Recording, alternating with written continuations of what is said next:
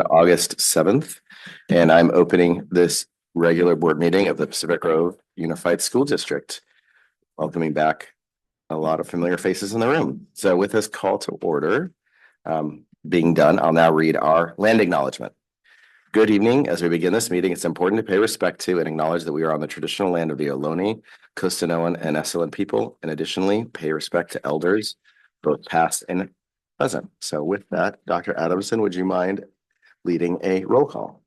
Absolutely, and good evening. President Dr. Hazen. Here. Clerk McNary. Here. Trustee Otmar. Here. Trustee Shamas. Here. And Trustee Wax. Here. Excellent. We have a full quorum, which is awesome. Thank you all on this third day of school. So with that, we're now on to the adoption of the agenda. So this is where we have a room for the public to comment if there's anything they want to say about our agenda. So we look online. Seeing any? I think we might also have one walk-on item, if I remember correctly. So with no comment from the public. Do you want to mention that? No, we can. Yes, please. As you said, one walk-on item. This is specific for a contract for services with Bratwurst USA, and this is for a vendor that PTA at RHD has requested for their back to school night event next week. And I'm proposing that we add that. It'll be a consent agenda item, and that will add it as item number V under consent. Or do we have any discussion on the agenda? Around, not seeing anyone jumping for their mics. So with that, I think this would be the time to go ahead and make a motion to adopt the agenda with the walk-on items. I'll make that motion. Can I get a second? I'll second. Okay, motion was made by myself, seconded by Clerk McNary. All in favor, please say aye. Aye. Aye. Any opposed? That passes 5-0. So now we're going to go into closed session. So I will read our closed session topics. There's going to be negotiations, collective bargaining session, planning and prep with PGTA 2526, government code 35491, negotiations, collective bargaining session, planning and prep with the CSEA for 2526, same government code, and then a public employee discipline, dismissal, release, leave complaint, government code 54957. So with that, I'll look to the public, see if there's anyone that would like to comment on the closed agenda, closed session items. If not, I will go ahead and adjourn us to closed session at 5:33. I'm gathering us in at 6:30 after closed session, and I'll read a quick update on our topics. Negotiations for items 1 and 2, both information was received. And then we had 3 items under number 3, public employee discipline, dismissal, release, leave complaint, and information also was received. So now we are to the Pledge of Allegiance. So I will ask Dr. Adamson, would you be willing to lead us in the pledge?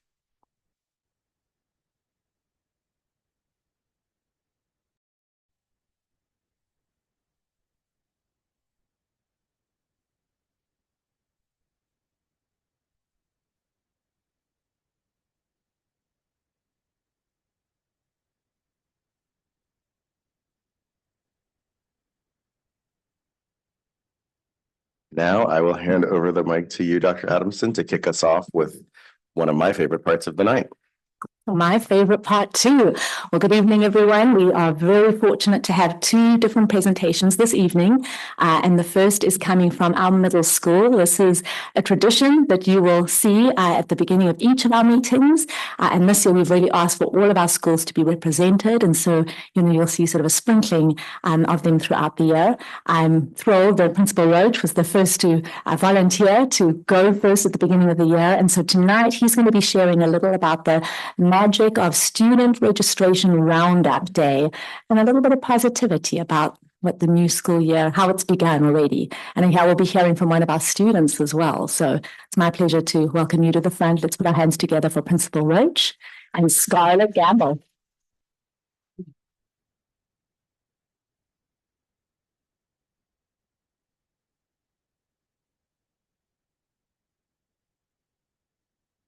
Good evening, everyone. I hope you all had a wonderful summer. It's wonderful to see you guys. My name is Sean Roach, and I'm the proud principal at Pacific Grove Middle School.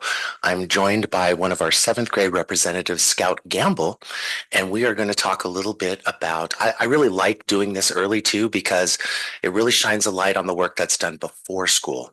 And I think that's really important to get everything ready to give you guys a really good view of what's going on. So we began with a registration roundup, which was prior to the school year, and it is a wonderful community event. It's where families get to come with their students and walk the school, kind of find out a little bit more about the school before day one, so that day one really actually is more routine than anything else. So it's something that we continue to do. Like I said, it's our job at that time, you guys, is for us to really lower the anxiety for students, but really for parents as well. So lovely to do that. Go ahead and hit that next slide.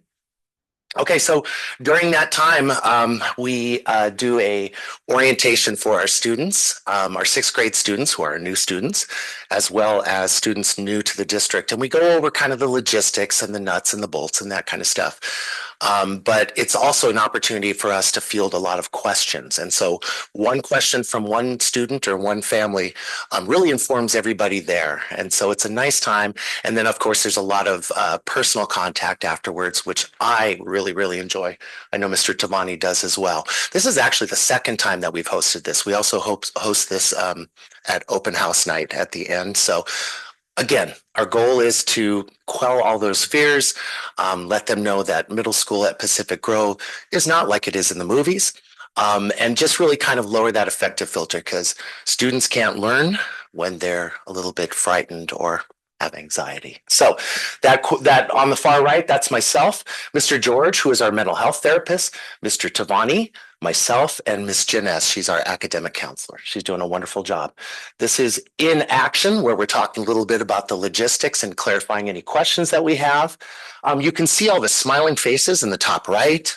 Everybody's quite happy to be there. And again, you guys, the vast majority of the questions came from the students, which is exactly what we want. We got a chance for them to feel like, hey, you know what? Your principal and your assistant principal aren't scary people, and they're people that you can come and ask questions to.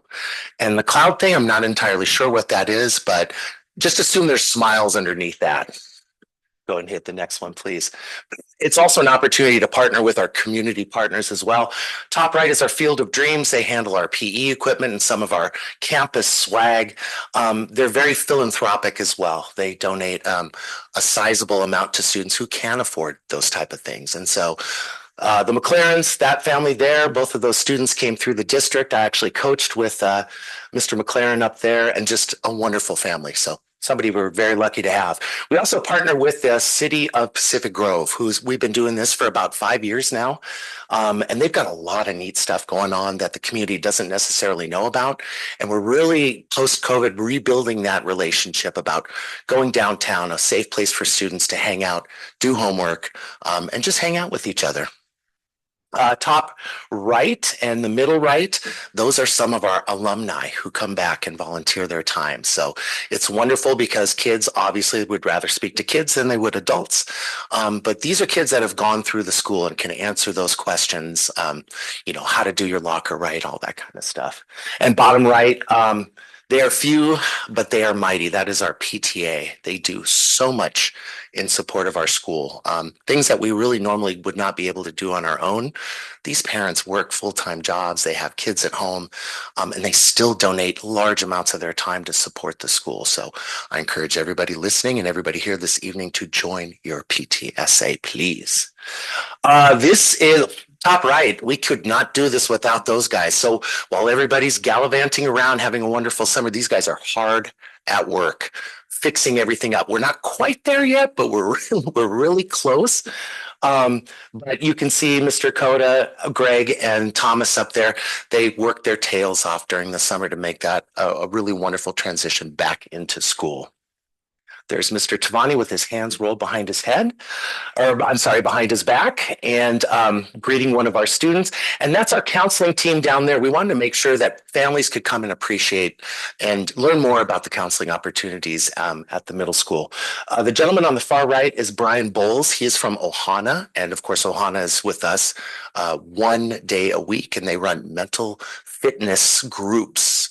And so those are self-identified students that might need some help kind of navigating not only the academic component, but also the social emotional component as well. And the office staff, I mean, I don't need to say anything about them. They really run the place. They're vital. They're lovely. They're caring. They're loving human beings. And in the middle in the back is Petula Lee. She continues to volunteer for us, even though she hasn't had a student with us for 6 or 7 years. Wonderful thing. It's an event, you guys, that is so fun. The excitement, even the little anxiousness. It's a time for us to make headway into that so that we understand, like, it's not going to be scary and we're here to support you. Oh, this was our PD day. So we as a staff had the wonderful opportunity, and thank you, Dr. Hegwist, for us to begin to kick off our professional learning for the year. One of the things that we're going to be studying is high impact feedback and how to create students who are intrinsically motivated by learning rather than learning for grades or numbers or something like that. So it's not going to be a 1-year fix, but it's something that we're definitely going to work on. We really want them to see it as a long-term journey rather than kind of a finish line to learning once you get that grade. Here's the staff. There's a lot of smiles. It could have been a lot crankier, but it was not. I've got the best staff absolutely in the world. Another thing we're going to be doing is working on our professional learning communities. We do a really good job at PGMS, but we could get better. So we will get better. And then we took an opportunity towards the end of the day. Dr. Hagwas had the opportunity to join us for that, where we articulate between the grade levels. So our 6th grade teachers would talk to our 7th grade teachers, 7th would talk to 8th grade, and let them know who's going to be in their class before they even arrive. It's a powerful practice. So it's something that we really take to heart. We want to give these guys the absolute best opportunity to succeed. Here's some of the quotes from kiddies that we asked in the first 3 days of school. You can see there's a little bit of an economy of words. Grace said it was pretty good. Senor Clark, our Spanish teacher, first day of school went great. It was awesome to see the kids, excited to be back. Miss Parsons, it was really great to see all the students. I don't know who the poet was from The Office, but they said it felt like sunshine in motion, smooth rhythms, vibrant colors, and joyful pulses. One of our 8th grade students, Charlotte, said it was a lot of fun because I have a lot of friends in my classes and I have a lot of good teachers, and it was fun talking to them. One of our brand new 6th graders named Lucas remarked it was fun and a lot of lectures. Second day quote, there was no apple pie. Just saying, Robert, just saying. And another 6th grader, Ellie, said, first day it was fun. And finally, Beckett said, it was pretty good. I'm happy with my schedule. So right in the middle, if you want to look at this as a straw poll. But we have a resident expert with us today, Scout Gamble, and I'm just going to ask Scout just a couple of questions, and I'm going to get out of your way so you can get up here. So Scout, what was something that surprised you in a good way during your first week back at school? Something that surprised me in a good way was how nice all of my teachers were. They were mellow and just chill, and one of them even let us sit on our desks. That's great. Who was that teacher? No, we'll talk about it later. Did you feel welcomed and supported by your teachers, your classmates, or staff during the first few days? Everybody was really welcoming. All of the teachers did games so that we all knew everybody, which was very helpful because a lot of kids in my class I didn't know. And all the students were welcoming and saying kind words, and everybody was incredibly nice to each other. And the staff was just showing people where things were, how to open lockers, and just directing us to classes, which was very helpful. Awesome. Finally, what is one goal you have for yourself this year? And how did the first week help you towards starting that goal? I guess to just get better at just learning. And I think all my teachers really helped by giving us a strong start and a good introduction to how their classes will be taught. Can we please give it up for Scout Gamble? So y'all, that is the middle school update. I really appreciate letting us talk to you guys this evening, let you know how the first day goes, and also the work that kind of goes into starting the first day. There's a lot that happens behind the scenes. Very quickly, I'd like to provide the board and everyone else an update on the student that was struck by a vehicle. I've spoken with the mother. I spoke with the mother fairly recently, and the young man is out of surgery and convalescing at the hospital. It should be a couple more days until he gets to come home. Mom and dad were extremely happy with how things have gone so far. The doctor did mention that the helmet most likely saved this individual's life. And so I think this is a vital thing for us to hit as a district. I think we need to partner as much as we can with anybody we can to educate students, because this could have been a big time tragedy. So we continue to be in touch with the family. They feel an enormous amount of love from everybody, and they wanted me to thank everyone for their support and love on their behalf. Thank you very much for your time. Are there any questions? There probably would be, but in this presentation, we don't do questions for it. So yes, Okay. well done, Principal. I was ready though. I was ready. Okay. Thank you guys. Thank you so much. Principal Roach, thank you so much for not only agreeing to represent the middle school this evening, but also hitting us off with our first meeting for the year. So thank you for that. And we do have a Culture of We certificate that we would love to give to Scout. I was calling you Scarlett. I love the fact that that's your name. And so this is really our certificate that we do that highlights our 3 core values, which essentially drive all the work we do: belonging, safety, and prosperity. And so thank you for being here this evening and sharing a little bit of your experience. I think what resonated for me, Scout, from everything that you shared, was there was a strong sense of your feeling a strong connection and a sense of you feeling safe and a sense of belonging so early on in the school year. So if you would please come up and accept the certificate on behalf of the board. Thank you for everything. Thank you. Just a quick photo with the board, which we always do, and you, Principal Roach, up at the front before we go into our second presentation. So just come straight up to the front. I'm going to join you.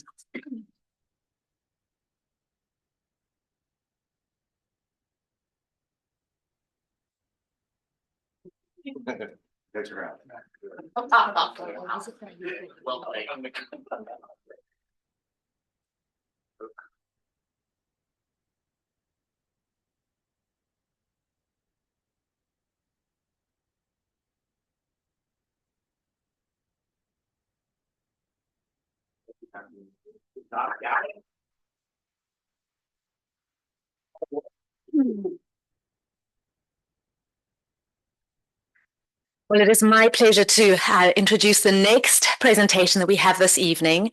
And this is something we do at the beginning of every year for our first board meeting to introduce who our student representative is going to be to serve on our board for the school year.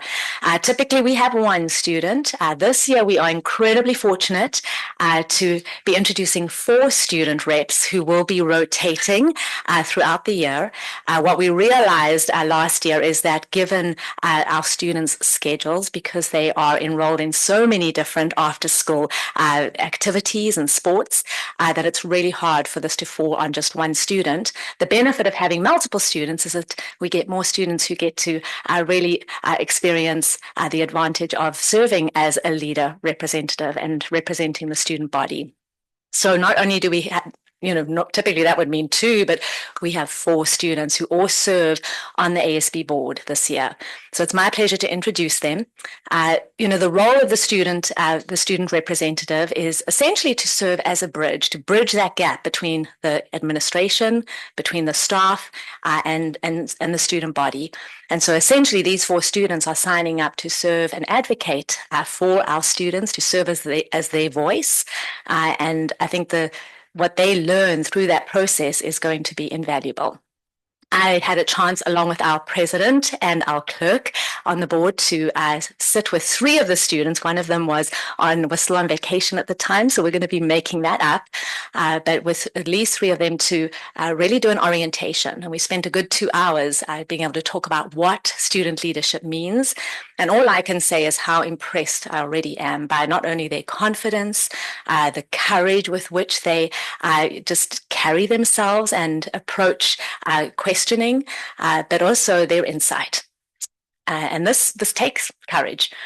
They are going to be sitting here and participating in some very important decisions. And ultimately, we talked a lot about their role as serving as their student body voice. They are excited, and the level of questions they've already brought forward just shows me how lucky we are to have these 4 individuals who are going to be serving this year. So I'm going to ask each of them to come up to the front to accept their plaque. I'm going to have all 4 of them come up and I'll present them. Then we're going to do a photo opportunity, and then we'll be seating our first student representative, who actually is our president of ASB, to be serving as the representative this evening. But I'm also excited the fact that we'll have photos of each of you that are going to then be on our website. So that's good. All right. So the first student, if you could please help me congratulate and welcome to the front, is our ASB president this year, and that is Jasmine Booker.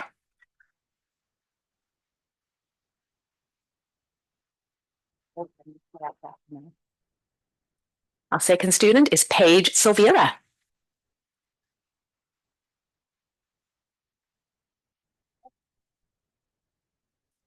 Sulu Gurum.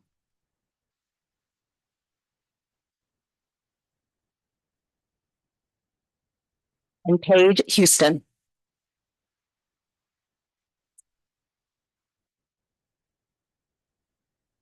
Again, thank you for signing up and being willing to step into this role. We are beyond excited about what you're going to bring, what you're going to learn through the process, but more importantly, the value that you will serve in standing in this role. Another round of applause for all 4 of them, please. I'm going to invite you to the front, and we're going to take a photo first with the entire board, and then I'm going to do individual photos with all of you at the dais. So if the board would come up to the front, and let's do another photo.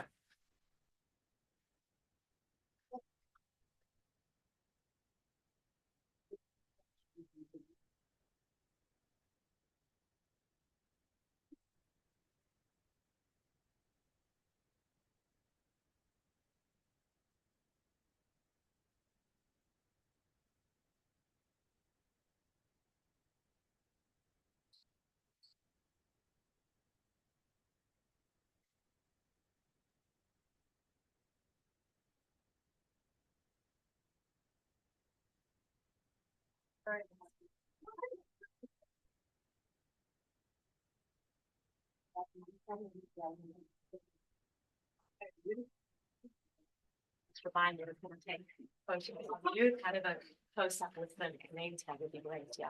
So.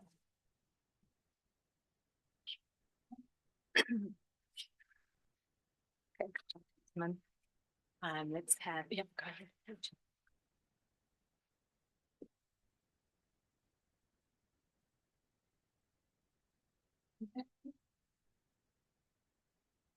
Right, so you go. Sulu, go ahead.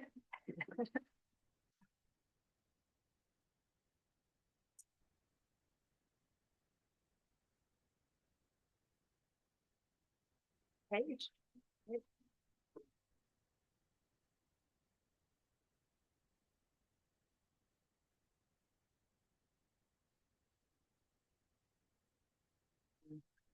Another round of applause for the 4 of them. Thank you to all of you. And well, this is official now. So Jasmine, if you want to come on up and take your seat, and I will place your plaque for you.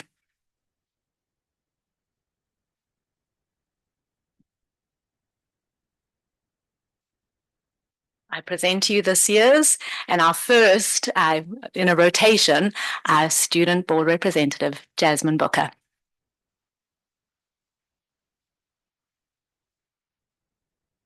Which is perfect timing because the next item on our to-do list is item 4A, communications from the student representative. So Jasmine, please go right ahead.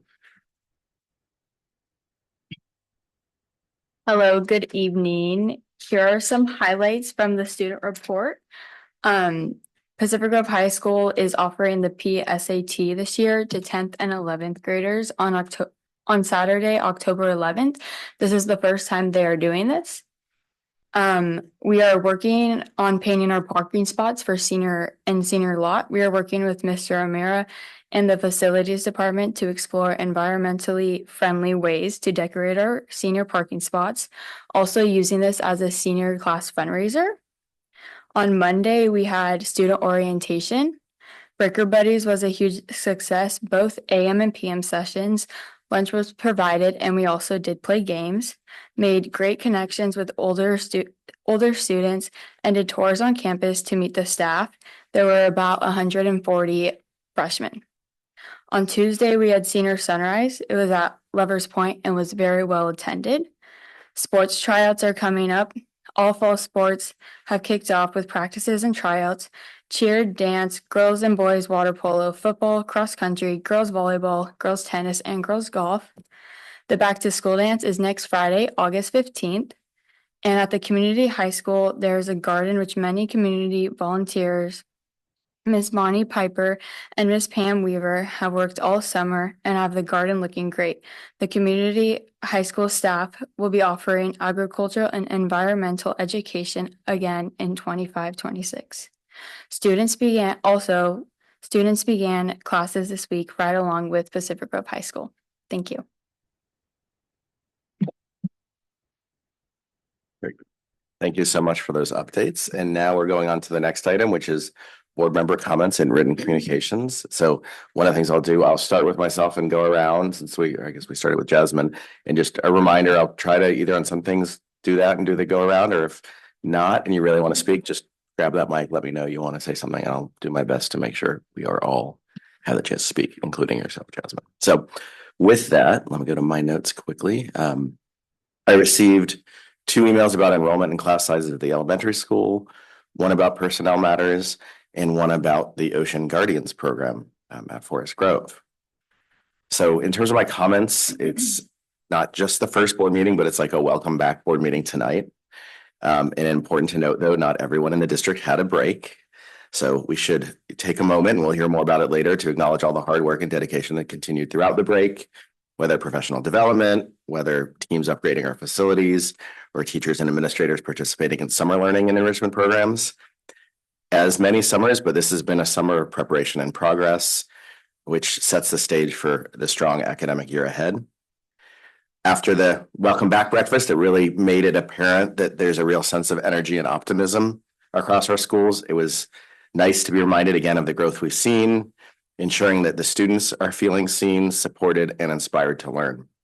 So really excited again, welcoming folks back, the students, teachers, staff, and building on the momentum of what we accomplished last year. I love the way Principal Roach said it, is we're doing great, but we can always, again, look for those ways to do better. So thank you for everyone here in the community for the continued partnership.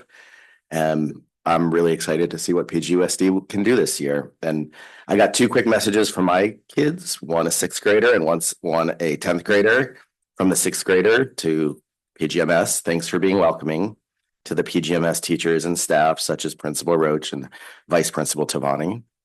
And then from the 10th grader, I guess the free food giveaways at lunch have been very well liked by the students at the high school. So nice job on that. I'll finish with a little more of a somber note. It was talked already about for the update, but we had what I would say is probably every parent's nightmare happen on the first day of classes, where a student had an accident with a car on the way to school. And we as a board have discussed ideas and frankly wish that we had put something into place already, but we're lucky that this was, while it was a major event, was not worse than it could have been. So programs like Monterey County Safe Routes to School is focused on providing solutions and preventing incidents like this, dramatically reducing the goal of dramatically reducing student collisions by improving drop-off zones, expanding crosswalks and sidewalks, signage, and supporting safety education initiatives. So I think that's something I hope we can bring up as a board in a future agenda item potentially. That said, I am really happy to hear that the student is recovering, and I am very proud, as I've heard through the grapevine, of how PGUSD community and beyond really rallied behind the family. So that's, again, about the best we can do given the circumstances. So with that, I will pass the mic down the way to Clerk Mary. Thank you. I was going to make similar comments, so I will just say well stated and thank you. Welcome back. Mr. Roach already plugged it, but I was going to mention to anybody who's listening to please join your PTA, PTSA. It is such an incredible community of people to be a part of, and a really great way to just like foster community within the schools. And you are needed badly. I'm at majority of the sites. The other comments I was going to make, you covered around safety. I think we've got work to do in advocacy and education and regulation. And I don't know exactly what it looks like, but we're committed. Kind of in that same vein, but adjacent. My family has recently engaged with Ohana Mental Health Services, and it is an incredible family-centered program that provides individualized care. They are covered by a lot of insurance plans, and the issue had been that there were really long wait times, and I can say now that there are very, very short wait times. That has shifted. So if you need support as a family, or if your student needs support, like they are actively open and available, and wait times are short, and there are so many services that are offered there. So just to put that out there. And then thank you to the Kiwanis for their wonderful pancakes and sausage on the welcome back breakfast. And I actually got to meet Mike Nickum, a former board member, that morning. So that was really cool to have that connection and just hear about the bond that was passed to build the stadium from that board, and just to hear about the community support that's been so ongoing for our schools. So that's all. Thank you. Trustee Otmore. Thank you. Well, welcome back. So it felt like a really quick summer, but here we are. Thank you, Elliot, for talking about safety. That was definitely on my mind. One of the things I wanted to bring up is it would be great to see PGUSD really partner with the city specifically to just look at safe paths to schools. And I did want to just kind of address the fact that I have been away for a few meetings. I know that's not gone unnoticed. I think everyone's aware because Superintendent Adamson had discussed it previously, but I did have a pretty severe back injury, and I had to take some time to heal away from kind of daily life. So it was tough to do, but I had to prioritize my health so that I could attempt to avoid surgery, and I'm still doing that. And thank you, Buck, for the pillow. He ran home and got me a pillow. So I just wanted to say that I'm glad to be back, and I have realized through my time away from the board that as I was reprioritizing things in my life that and learning to say no to things that I was overextending myself with, that this is one of the things that I wholeheartedly say yes to, and that is why I'm here. So I may be standing up and moving around throughout this meeting. I hope that's not distracting, but I also want to say thank you to everybody that reached out and for the support that I received. And I'm glad to be back. So let's do this. We're so happy to have you back as well. So thank you for that update. And Trustee Schmass. Yes, welcome back, Laura. Thank you.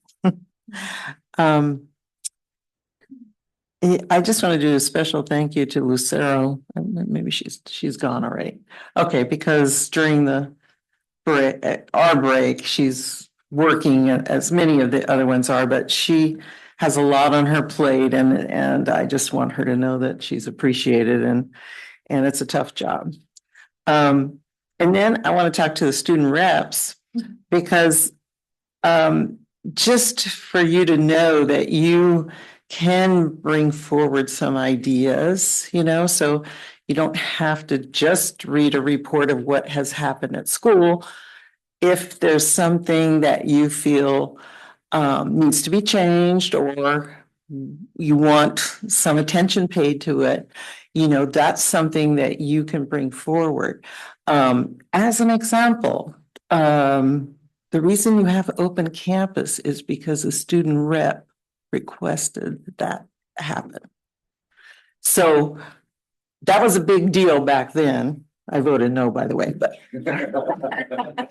so thanks. But I was outvoted. So, but just to give you an example of, that one of the student reps back then, made a really good argument for it and convinced the board members to go with it. So don't think that you're just, a pretty face up there. You have a role to play.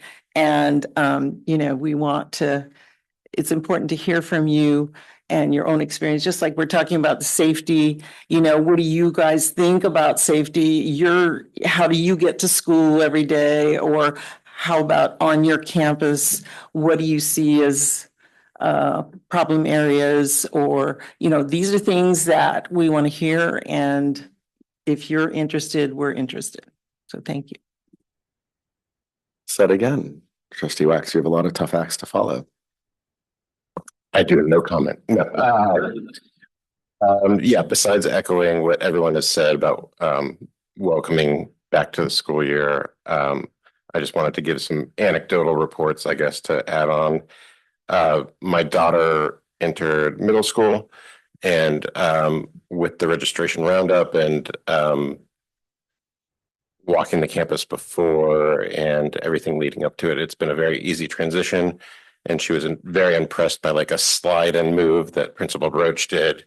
She said it was magical. And then my son at Forest Grove, the first year that he was there, his kindergarten teacher will attest, he literally like had to be let in with like chocolate kisses because he was hysterical, like going in. And now every day so far he's been like, yeah, I mean, pretty fantastic. So second grade is off to a good start. And let's see, to echo Trustee Otmar's comments, a couple of us are meeting with the city as a subcommittee next month. And yeah, so safety will very much be on our minds. And I know at least a while ago, complete streets was kind of at least a goal for the city. And I'd like to see that. So that's like crosswalks, but also bike lanes and everything else. And then I'm very glad the student is doing well. I appreciate PGPD kind of giving more eyes to the situation, especially this first week about everyone getting safe. And then I don't know the full story actually, but while kids should wear helmets and respect the laws of rule, I believe the driver went away, right? No. Never mind. I was not going to shame that person. Well, then, good job, citizens of Pacific Grove. That's awesome to hear. And I'm really looking forward to this year. And I will also third or fourth the plea to join the PTA. And the other thing is, I know it's not an official, it's kind of ancillary related, but the WAVE program was amazing, and our schools are just amazing sites for kids in the community all throughout the year. So very appreciative of everyone who works here and makes this a community. So thanks. Well said, everybody. Thank you so much. And now we go to our Superintendent report from Dr. Adams. Well, thank you all for highlighting so many wonderful things, not only through the summer, but yes, from our first, week of school. I've just got three key, topics that I'm going to include in my report, which is going to include maybe just a few little slides, a very brief summary of what I presented at our Welcome Back breakfast, which thank you, President Hazen for referring to. It really was just a wonderful, energized event, attended by, members of our board, members of our city, and of course, all of our staff. And yes, thank you to Kiwanis Club for donating breakfast and being there that morning to kick us off. And so just a few, highlights I feel are appropriate for us as we, head off into the beginning of a new year. All right, so the first one I really just want to target and talk to is what I refer to as the magic and the miracle of the first day of school. And it truly is, when you think about everything that has to go into our schools being ready and open to welcome those joyful students. And really a number we're looking at is, just very close to 1,700 students who are arriving on that first day of school. So as I said, I refer to it as the magic and the miracle, and it really can be compared to a symphony. When you think about everything in the community and the teamwork that goes into a few highlights. I think of our maintenance and grounds team preparing through the summer, ensuring that every space sparkles on that first day. Our bus drivers navigating those bustling routes. Our office staff who are orchestrating the enrollment and welcoming ballet, we could refer to it as. Our pick-up and drop-off supervisors managing the bustling hellos and goodbyes. Administrators coordinating those last-minute challenges and requests. And our teachers welcoming classrooms and our custodians, right, ensuring that everything is ready and prepared and safe for our students. Every one of those roles plays a critical piece in the entire team that becomes that symphony. And I think the reward that we have, right, is those smiling faces of our students. And yes, definitely our parents, as they all get to drop off their students. So I think I really want to acknowledge that, and just a very warm and heartfelt thank you to our entire team who did their part, who really, we can't do this alone. Everyone coming together to be ready and have a successful first day.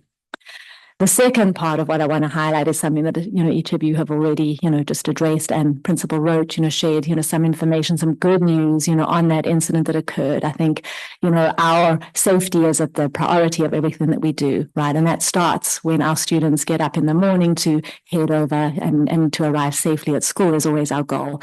And on that first day that we, truly did experience something that really, served as a stark reminder, I think, for all of us about that importance of safety. I really just, want to, start by acknowledging the immediate and quick response time of not only PGPD, but our emergency services who were on the scene within minutes. We had several members of our district office staff who was, really almost right outside the district office, who were there, on scene immediately to provide support as well.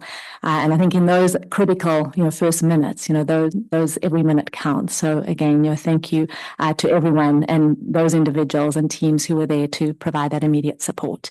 As Principal Roach shared, it is looking, very promising. I too had a chance to, speak with the student's, mother, and again, just that gratitude from the family on the outreach of support, has been really important. I think it's critical that, everyone knows that, yes, I'm so grateful for the staff at the middle school. You all reach out in being able to ensure that, the student and the family have everything that they need in these coming days, as he continues to recover. And that's what we do. When we talk about our culture of when we talk about, our being able to wrap around that support around every single one of our students and families, and something like this happens to one, it happens to us all. And so on that note, I'm just grateful for the commitment and the collaboration, the support that we receive from the city, that we receive from PGPD. Even prior to the first day of school, PGPD had already committed to having additional patrols and presence and visibility at all of our schools throughout this first week of school to begin, as families and students, familiarize themselves, right, with those routes to school. We have an ongoing commitment. I was able to meet with our city manager and our chief of police the day that event occurred to really talk about what our next steps are. We have, as Trustee Wax mentioned, our next joint subcommittee with the city that'll take place at the end of August. And one of those topics on that agenda is safe routes to school. And I've already connected with our chief of police about immediate next steps that we can also put into place prior to that on the education with our families and our students about the safety of e-bikes, e-scooters, right? I think, but really just, the walking and riding regular bikes to school, I think that's a priority. Along with that, absolutely working with our city. But I want everyone to know that is a commitment. We have that support and that shared collaboration with the city in moving forward. So there will be more to come on that. And then really, I think my last item really that I want to share is a little bit of what I highlighted at our Welcome Back School. It really is, as we're starting out a new school year to 2025, 2026, I want to share a little with everyone on what our focus is going to be. And I'd like to start with a student video. This is a video that was put together in collaboration with our school site staff. At the end of last year, we had really wanted to hear from our students and hear about their stories. We kicked off the beginning of last year with a strong commitment to building a culture of we, which is rooted within our 3 core values of safety, belonging, and prosperity. We had identified and really looped in each of those core values into our 3-year plan, our LCAP, and we assigned 4 goals to our commitment to building that culture of we that really has built in accountability and actions that we as a district are required to take, that we report out on and intend to and need to see progress on. But when we ask the question, how do we know what we're doing is working? It truly comes back to asking our students and our families, are what we are doing, does it matter? And are we seeing the progress with it? And so this video truly highlights the voices of our students and their shared stories on what their firsthand experiences are. And so I'd like for us to go ahead and just sit back to listen and watch.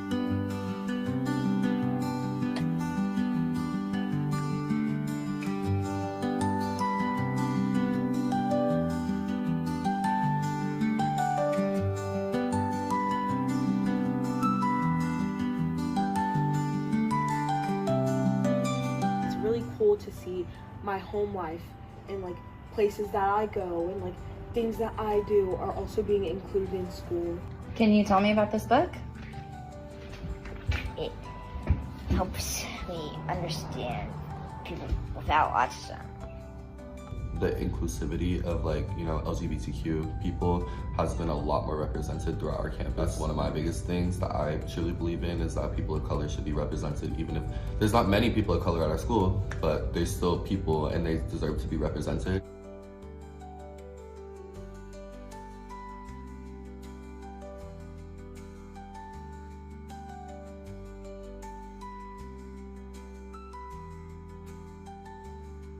There's been situations where I went to him and like everything was going away ASAP. A lot of the staff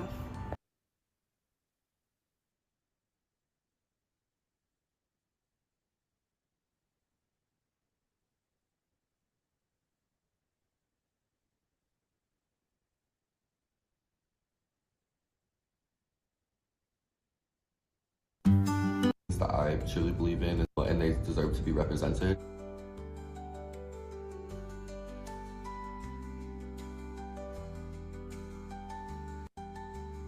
like everything was going away ASAP. A lot of the staff is like really good and on top of that stuff. She talked with that person. Did she do the right thing in problem solving? Yes. How did that make you feel? Happy. We share not only about the class, we share about the life stories. Every staff and the teacher here is so welcome and warm. I never felt like I've had to sit there in my sorrow. Like I've always felt like there's been staff here to comfort me.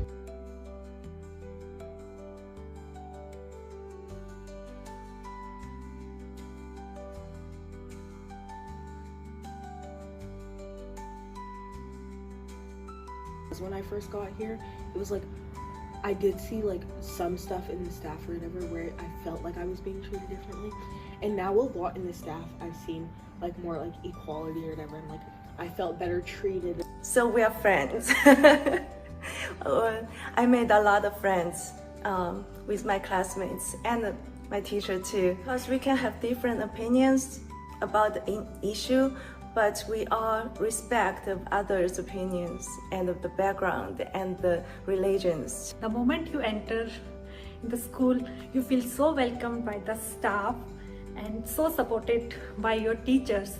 And I have never skipped a class, and I never wanted to. You said that you were part of that conversation with that student. It's really nice to be able to heal with another person. Keep working on like the community, like trying to bring everyone together.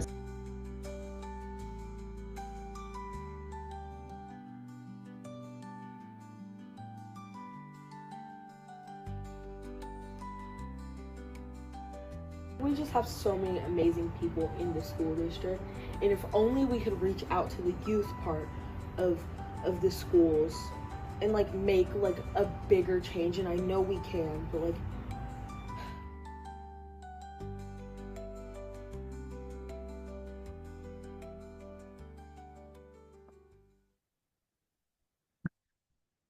to answer that question, how do we know what we're doing is working? There it is, directly from our students. And that doesn't mean that we have reached where we need to go. We know we have still a lot of work to do, as that last student mentioned, right?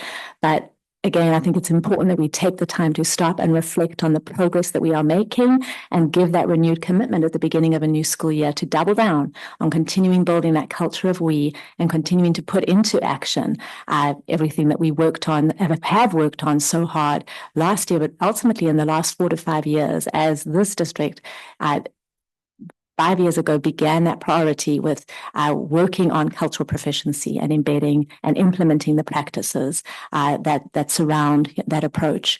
So I think when we think about on the next slide, looking at data and looking at what was highlighted in that video, looking at the data we were able to collect last year as part of our LCAP, which is our 3-year district plan.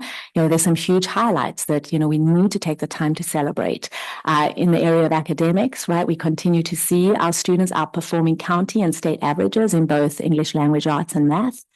Significant areas of improvement across various grade levels and demographic groups. And that's in the area of what we would refer to as prosperity as our, third core value. For belonging and safety, there's significant improvements, some of which were highlighted in the video. Student belonging is up from 65 to 83%. Racial bullying reports have dropped, with only 94% of students saying never or rarely that they've experienced it. Parent beliefs that school care increased went from 88 to 93%. Parent beliefs that teachers are responsive to students' social and emotional needs increased from 79 to 87. And we saw an increase to 95% of students who feel they are respected at school.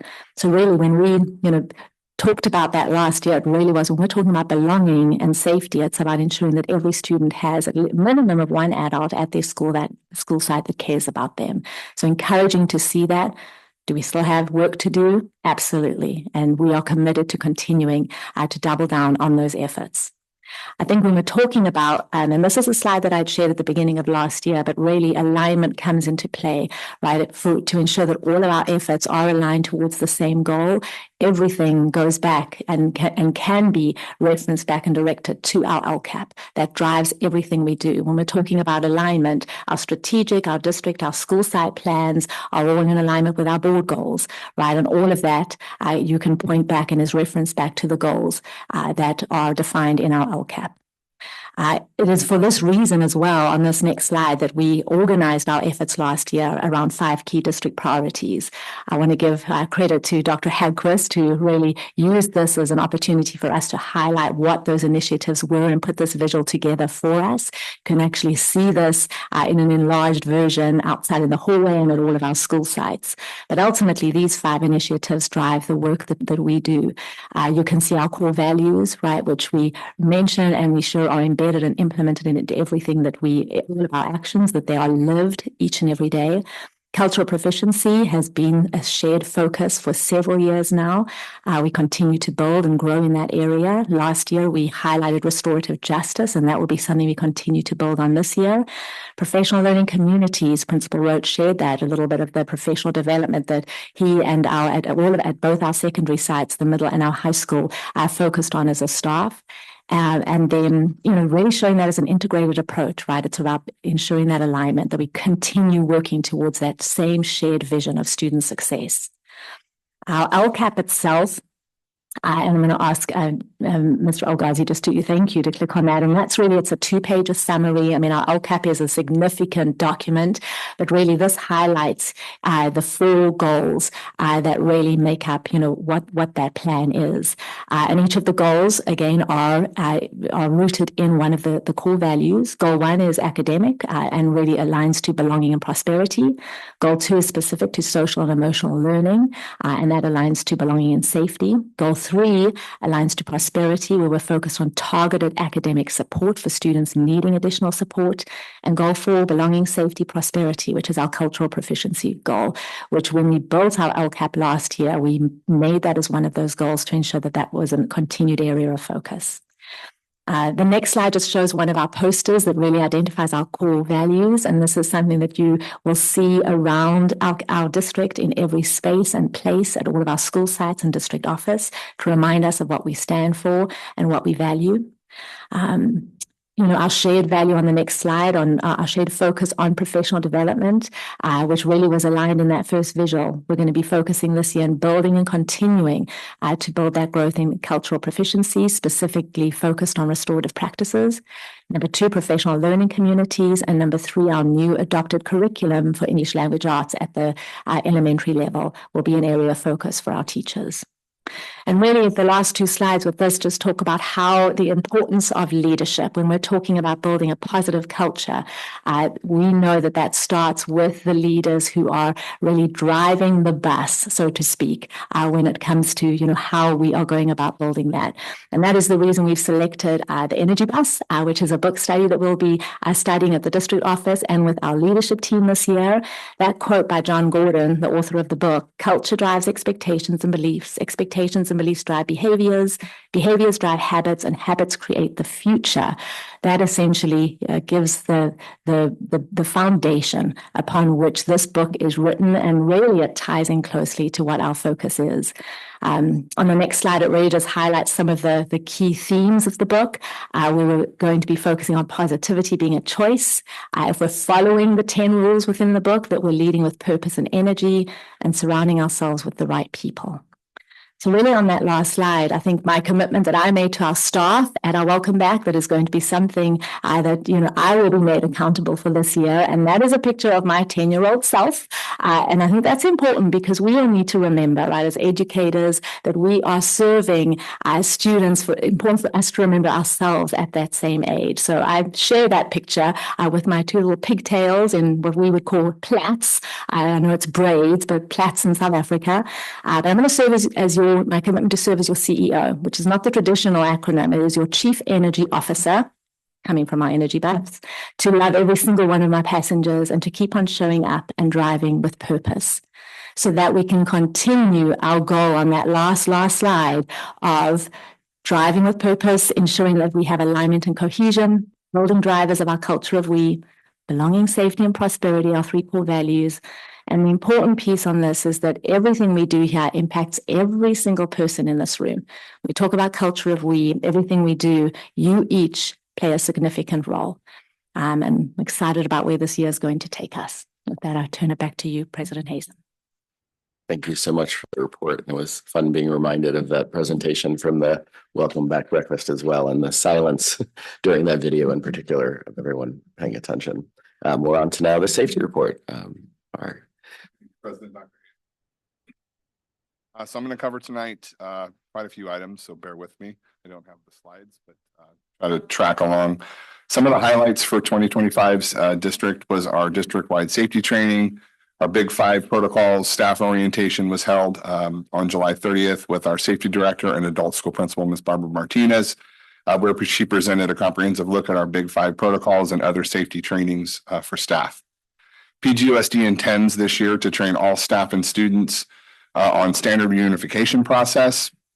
The reunification process follows the National Incident Management System, that's NIMS, and trains our staff on complete accountability of students during any form of a crisis. Sites have collaborated with the district leadership team to build a look ahead for the year for all campus drills. to be delivered at each school site.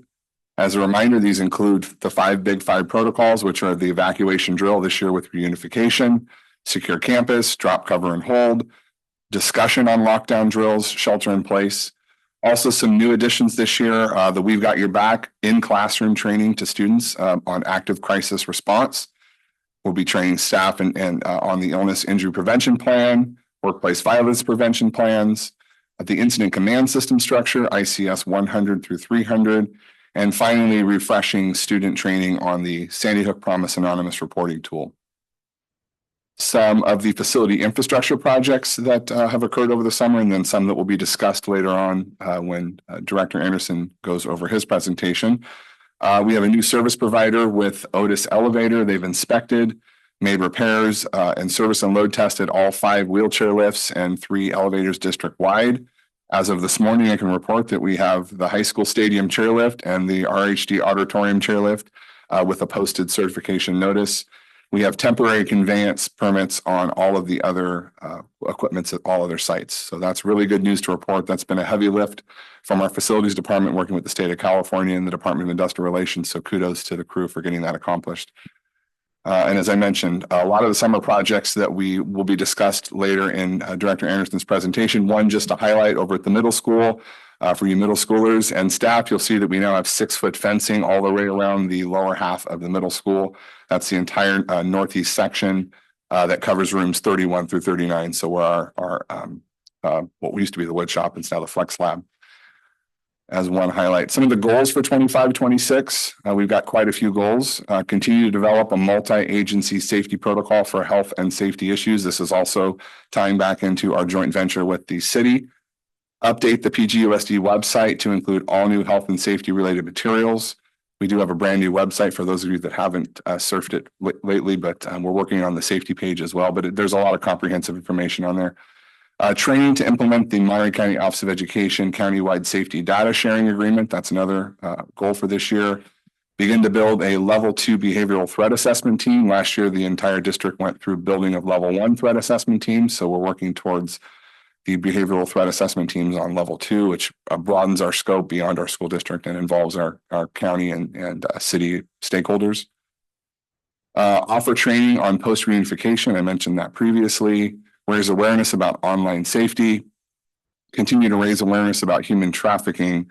And finally, we're going to develop a safety corner update, which is going to be embedded in all of our school site safety newsletters that will highlight safety updates that are shared here at this board meeting and address any safety concerns that are a priority to specific sites. And with that, that's the end of my report for the night. Dr. Hazen. Awesome. Thank you so much. And so we're now on to item 5, which is the individuals desiring to address the board.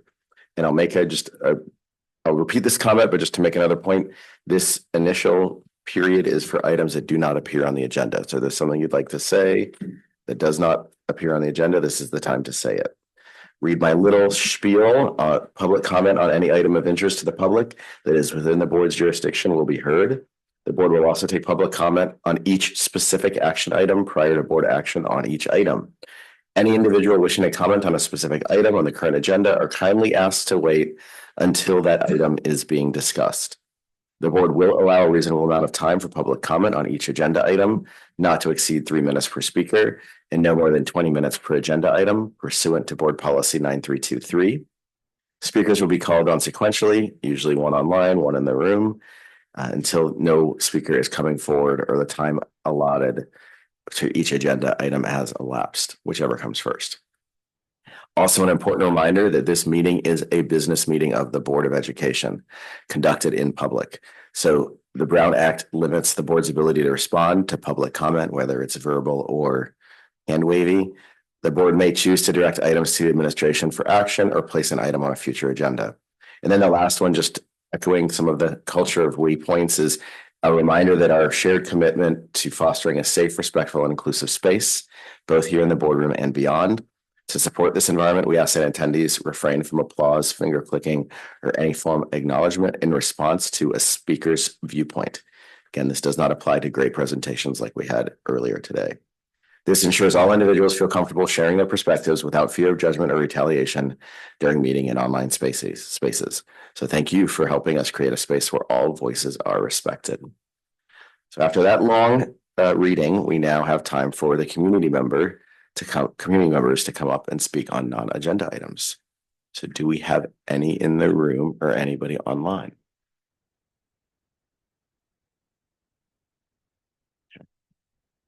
Seeing none, just pausing again, just to be sure. We now go on to PGUSD staff comments.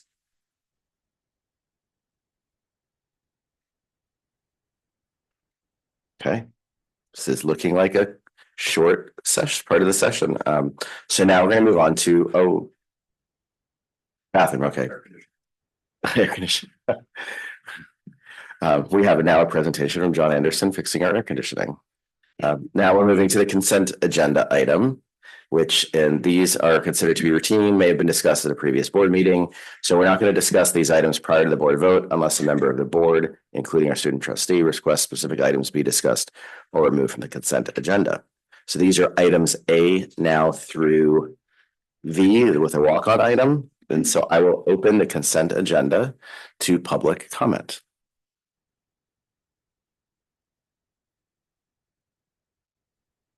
Seeing none online and none in the room, I'll now look to our board, including the student trustee, if anyone would like to have anything. I see trustee Otmar, please. Actually, it was just a question, not anything specific on the consent agenda, but on our contracts for individual or independent consultants. My question is about the DOJ clearance. How often, we have a box that marks previously received DOJ clearance, and I'm wondering how often we're repeating the clearance. Is it annually? Is it every time the contract comes up? And is it for every employee that is going to be coming to the facility along with that contractor? Like if it's, for example, V, the add-on, the Bratwurst Mobile or whatever it is. Bratwurst USA. So I understand, or Bratwurst USA.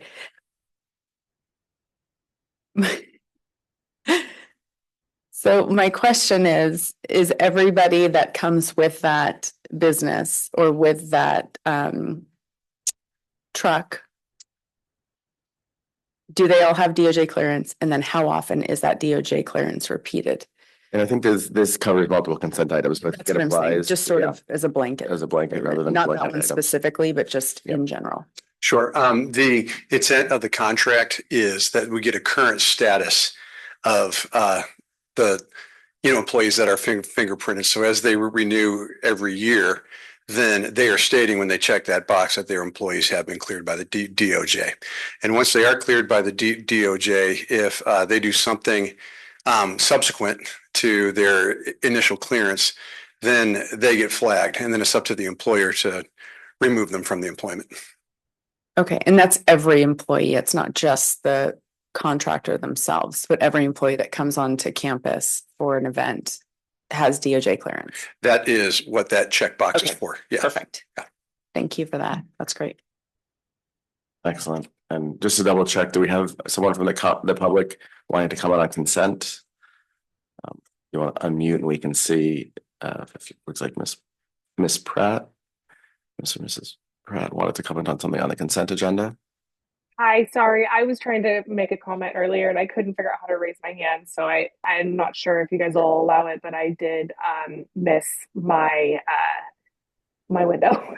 It's okay. It's the first day back in school, so I think we can allow, but yeah, good learning experience for us all because I know it can be tricky. So yeah, please go ahead.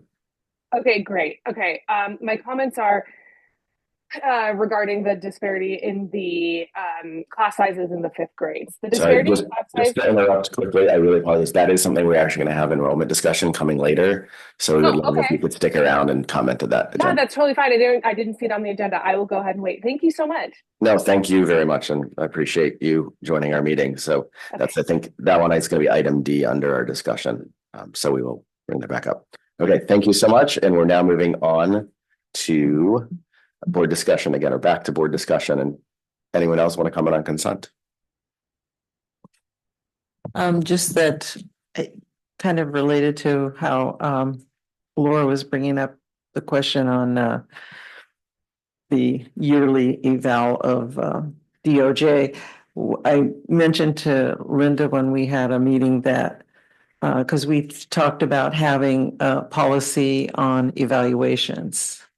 And so this is one place that would be easy to start with, is just like when you are approving these contracts, we want to have maybe a year-end eval on the contracts. And it doesn't have to be complicated or anything, but, were we satisfied with it? Is there any problems with it? Just that kind of a thing. And we have a record of, yes, we used this contractor, it was good, it was so-so, or we shouldn't use it again.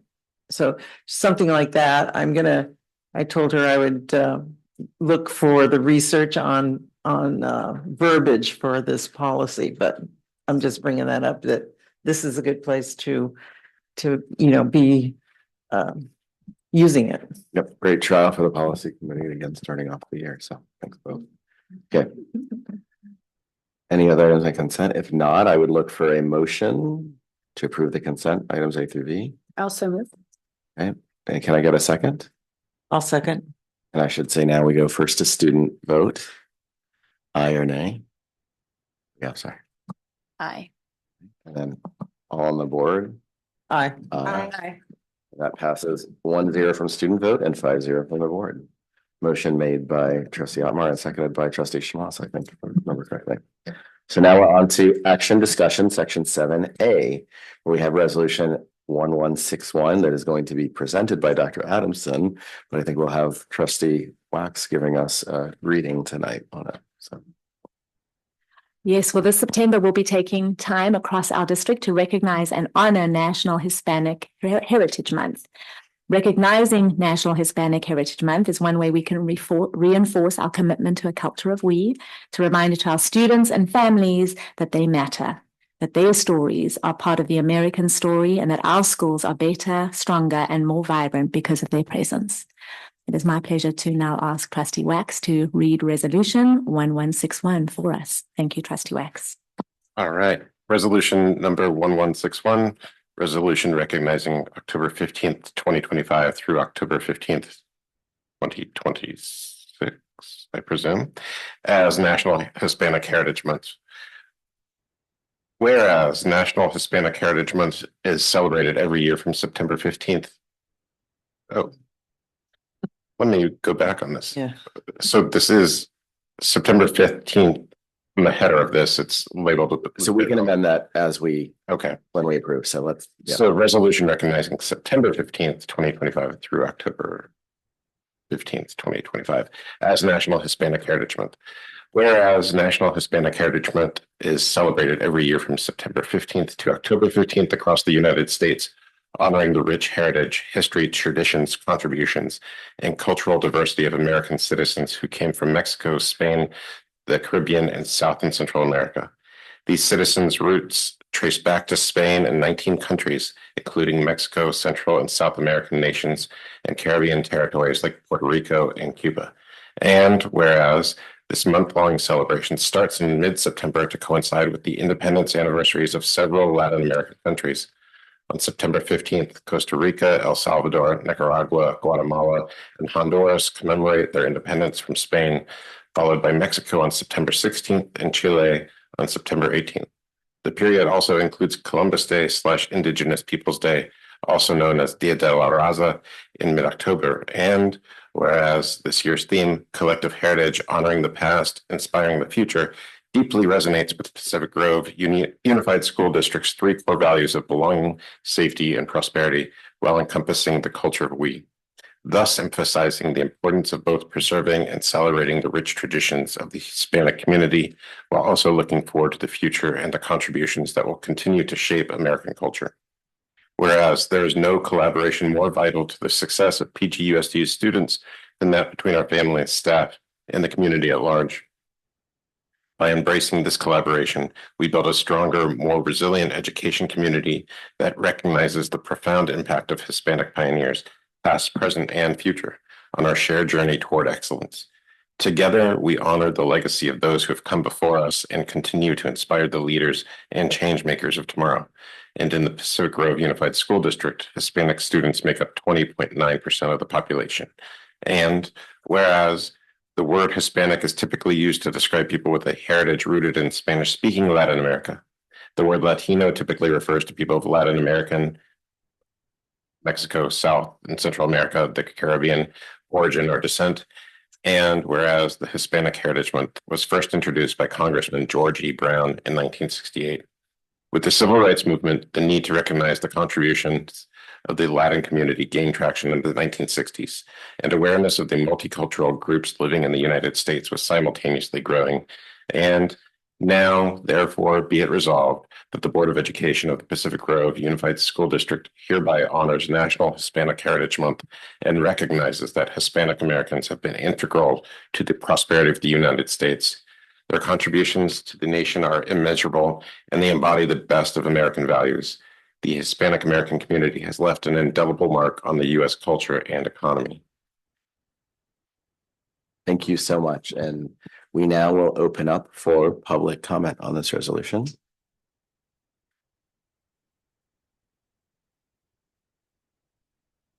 No one online and no one in the room.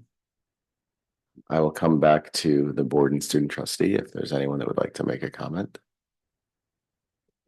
Trustee Shabazz. Just that, I mentioned this before I was on the board, but we play a lot of teams from South Monterey County. And I know that when they come here, they feel somewhat tentative. And so I just want us to be so aware of what we can do to make them feel welcome, make sure that we are just maybe doing something small, as if we have either some signs in Spanish, whatever we can do that is making them feel like they're not coming to a place that doesn't know them, so it's just something that I know I have experience with, and so you'd be surprised how many of those families don't feel comfortable coming to Pacific Grove. So that's just something we can do, like just with the athletic or other events, it's something that we can put these kind of values into action. Yeah, it's a good reminder that these resolutions are not just Yeah. for show, that we're actually putting these into practices and actionable outcomes. If no other comment, would anyone like to make a motion? I move the resolution number 1161. And I'll make a friendly amendment with just the change of September 15th to October 15th that you caught as well, Trustee Wax. That's okay, folks. And I will go ahead and second it while making that friendly motion as well. I think I'm allowed to do that. So with that, student trustee vote. Aye. The remainder of the board. Aye. Aye. So the vote passes 5-0 on the resolution. So we're now on to item B, our last action item of the night, which is our proposed board calendar. So Dr. Adamson, you're in charge again. Of course, I do not have any proposed changes to what is there. Nothing has changed since we brought this forward at our last meeting.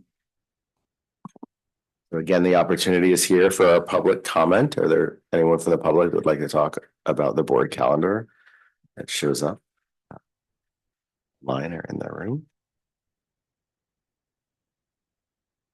If not, we go to the board, see if there's anyone, student trustee or the rest of the board, that would like to comment on this item. Seeing nothing, I think we can look for a motion. Anyone like to make, actually, we don't need to because nothing's been changed. So we can just move on from that since it is the same as it was, same as it ever was. Now we're going to the information discussion items, and we have a presentation from PGHS on our very exciting dual enrollment program. So thank you so much for coming and think this will be kicked off by our teacher, Ms. Grogan. As they come up, I just want to, just say some words of thanks to Mrs. Grogan, who is joined by Mr. Leatham on, the work that they've put into preparing for this evening. This was something that they had actually reached out to me at the end of last year on, and that we had hoped to maybe be able to fit into our last meeting in May, but we had such a full agenda. So I think this has given the opportunity to even, add more information, more excitement, and more exciting, data to be able to share on the success of the program over the past few years. So again, just grateful that you can both be here tonight to highlight some of the incredible things we're offering our students. Thank you both. Thanks, Linda. I should have double checked because this meeting is during the first week of school and I am really tired, but it's okay. Hi, I'm Jessica Grogan. I am an English teacher at Pacific Grove High School. I'm Kent Latham. I'm the College and Career Coordinator Technician at Pacific Grove High School. And we're going to talk to you about the dual enrollment program and really highlight the success of the class of 2025. This is really like a celebratory presentation to celebrate the success of the class of 2025 and where they gone to college and how well they did. Okay, so first off, I think it's been some time since I talked about dual enrollment with the board, and I think we have like a couple of new board members, so I did just want to do like a little basic history lesson and definitions as a teacher would. So what is dual enrollment? Dual enrollment courses allow high school students to earn both high school credit and college credit at the same time. So they are dual enrolled in college and in high school. So I teach the English dual enrollment to seniors at Pacific Grove High School. I have 86 students this year, so super exciting. We also have Jenna, who teaches psychology and sociology. We have Sally, who is like, a triple threat and is doing computer science and engineering. And we have Chef Erickson, who's doing the culinary arts. Did I get it? I think I got everyone. So these are part of our CCAP program, so College and Career Access Pathway, and we're super lucky to have these opportunities available to students. Okay, oh my gosh, here I got ahead of myself, but here it is. So we have hospitality and culinary arts. Jen teaches several dual enrollment classes to her culinary arts students. We have several engineering options. This year we've added speech. We've added sociology this year. We also have computer science. In the past, we've had photography, we have English, we have psychology, and then this year, for the first time, we're having counseling as well. So a little history lesson. So Chef Erickson was really the first teacher to bring dual enrollment to our campus, and that happened in 2017, 2018 with culinary arts and hospitality courses. We also had photography courses as well. In 2021, 2023, that's when Sally Richmond started building her computer science and engineering program. And that program has built up over several years. And really the class of 2025 was like the first class that was able to take full advantage of that growing program. And then last year, we added English, and I added English, and then Jenna came with psychology. And then this year, we're able to add sociology, speech, and counseling. And it's the program it's growing. So you can see that through this history lesson, we've just added more and more and added more value to this program for our students. And that was a quick overview of kind of the history of CCAP dual enrollment at Pacific Grove High School. We also wanted to locate us in the context of our community, of the peninsula and the kind of the larger school districts around us, to see not only how things have kind of lined up in parallel with each other, but how well we are doing as this program grows and thrives in PG. You can see the very, very kind of similar, like Seaside High, 155 students, Carmel, 186, PG 201, Monterey, 286. Again, this was from kind of the entry to last fall 24 enrollment for those classes. But also looking at the school sizes, we are exceeding in proportion statistically most of our counterparts with the exception of Marina High, who has had a much longer and much closer kind of coordinated relationship with MPCs as dual enrollment. So like they got to kind of be the pilot program school for this program on the peninsula. As it's expanded, we have really stepped up here kind of at the tip of the peninsula and really raised our game, and it shows. I think the numbers don't lie. With that thriving growth, we're looking at this school year, 3 days in, to some fantastic classes, both this fall and in the spring, because all of dual enrollment coursework is on the semester community college schedule. That means that students will reapply, re-register, re-enroll for a slightly different class or course or version of a theme each semester. So for example, English 1A in the fall, English 1B in the spring, Psychology 1, Psychology 3, Sociology 1, Sociology 11, right? They get to kind of do these like almost crash course, intense college, not just college level, but actual college courses, and really get a wider range of what those programs can offer than a single extended regular, PG high class. So it's not just college prep, but it's a whole college buffet that can be expanded for them. Again, with the hospitality culinary arts, we didn't list the course numbers because there are many within each one. They kind of have micro courses that go for like 4 to 8 weeks, and pies and tarts, and then French pastries. I mean, it's you want to be there. Also mentioning that we do have the 2 new classes in addition to sociology from MPC faculty that are coming to our campus to teach, right? There's still CCAP, which means our students don't have to leave our campus. They don't have to commute. They don't have to get parking permits. They don't have to go online, for after school coursework. They're in our classrooms at our school sites, going through a regular schedule. They happen to have a few extra faculty members this year, in addition to our regular core staff. And then the really beautiful thing that we've noticed, and Jessica mentioned, especially with like engineering, getting to see kids grow, a whole class of students, 21 to 25, right, that got to go through some of these programs.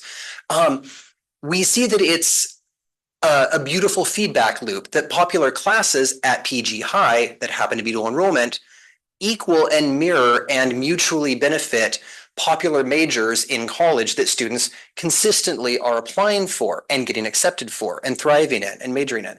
And so, these were the little word cloud of the most common classes that students took and loved and applied to as majors. And you can see how closely they align with our dual enrollment program, right? Engineering is huge because it has been one of the strongest courses we have for dual enrollment that fits into that really popular, often impacted major, right? But the more impacted it is, the more our students are still able to get in because they have this advanced track of credits and knowledge on their resume, on their transcript.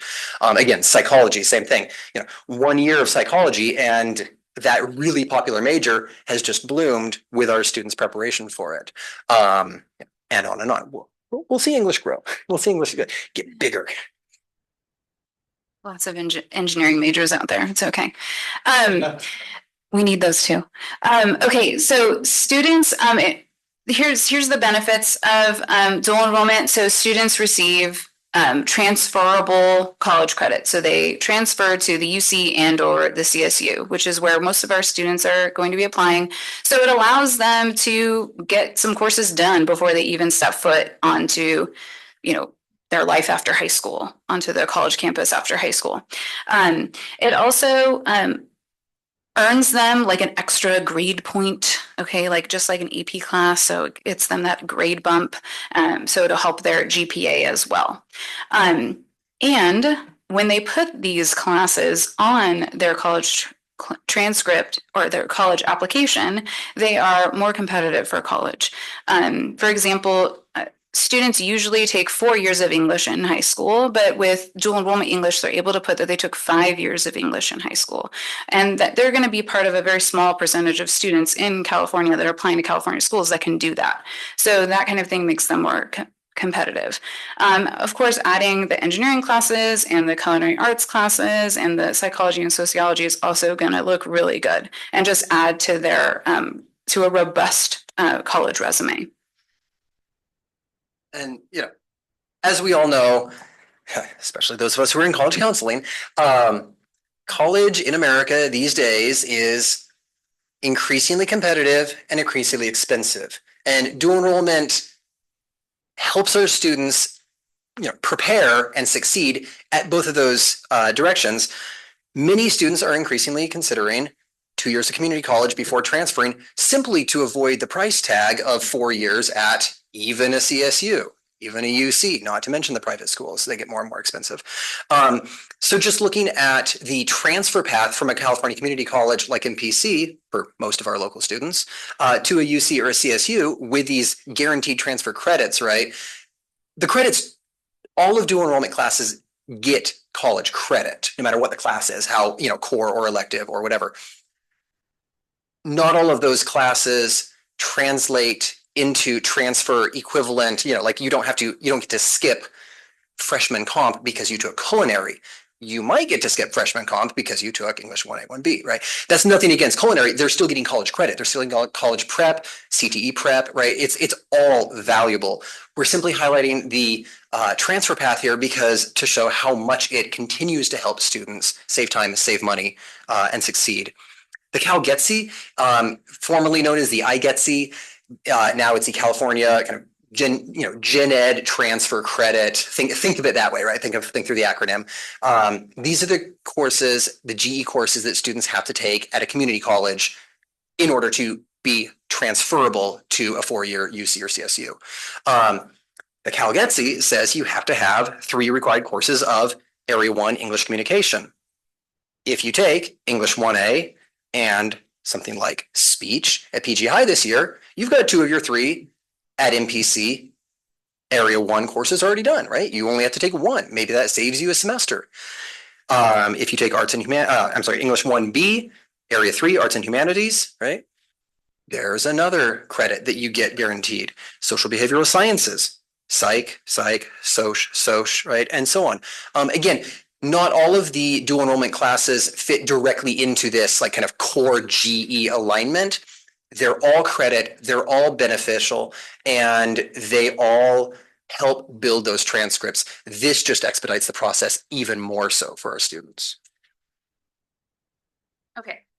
So one thing that Linda talked about earlier was like the importance of alignment and trying to like make sure everything's aligned. So I put these goals up here, the high school's WASC goals, our SIPSA goals, and our LCAP goal to show that the dual enrollment program is aligned with all of these other goals, district-wide goals that we have, school-wide goals that we have.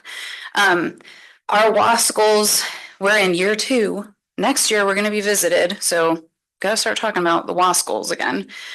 So the dual enrollment program directly aligns with one of our WASC goals. There's actually even more specific language that one of our WASC goals was to increase dual enrollment options for students. We also, at the PD day, we went over the SIPSA goals, and that was all about equitable academic outcomes for college and to make our students more college and career ready. So the dual enrollment program also fulfills that goal. And then the LCAP goal, where just our overall academic program, the dual enrollment program is included in that, and it's just part of like building this culture of we and making sure our students are successful. And the dual enrollment program also fits in with belonging, safety, and prosperity. Yeah. These next 2 slides are my personal favorite because I crunched all the numbers through our senior survey and, you know, lots of data collating. Who doesn't love that, right? Most of us, we wouldn't be here if we didn't love data, or at least trust it. The really fun thing about this slide and the next one is that they're celebratory. The emphasis is on the celebration. Not every correlation depends on a causation, but they all feed into each other through the same overall student experience, right? The same culture. And so what we noticed in the class of 25, our successful results were not just an increase in students taking dual enrollment courses, right? 110 students, 78% took an average of 3 dual enrollment courses. 3 multiple credit college classes that were on their transcript permanently, right? No matter where they went, they had that transcript credit.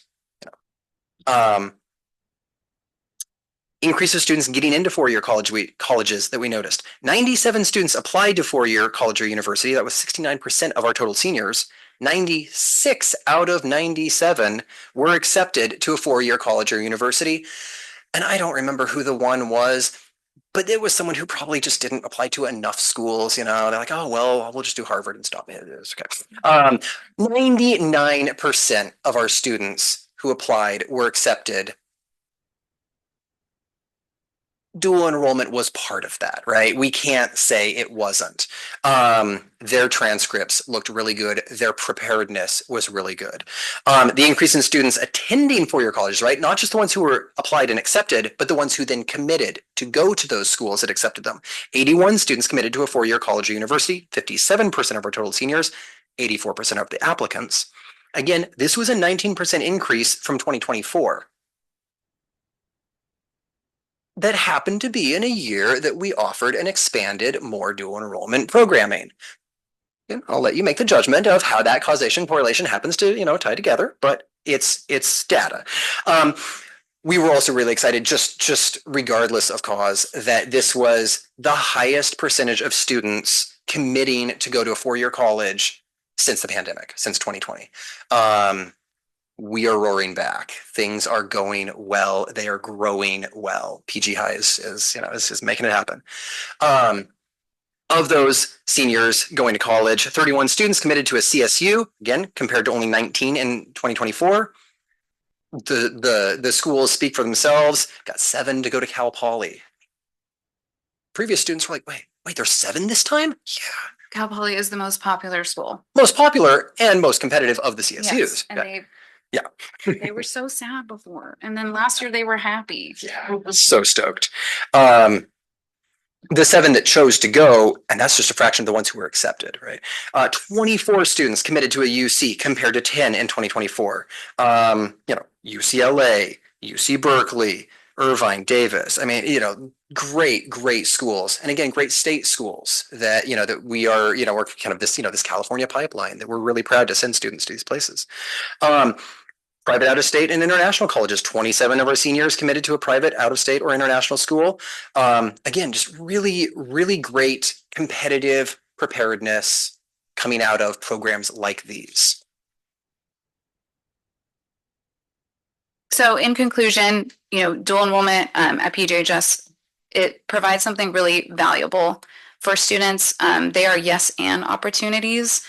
And thank you for listening and celebrating this program's success. And really, it's our students' success. They are the ones that did the work and did so well and worked so hard to, get where they were going. Thanks. Going to sit on that a little bit. Those data and numbers were great. Thank you so much. Yeah, you guys might need to stay close just in case, but you might get bailed out by Dr. Hadquist too with those really tough questions. But now we're opening it up for the public comment portion of this. If there's anyone from the public that would like to speak. Looks like we have one person online. Casey, please go right ahead. Good evening, everyone. I just wanted to say thank you for that in-depth presentation. It was all very valuable information. I am a parent of a current senior this year who for the last 2 years has been taking dual enrollment courses.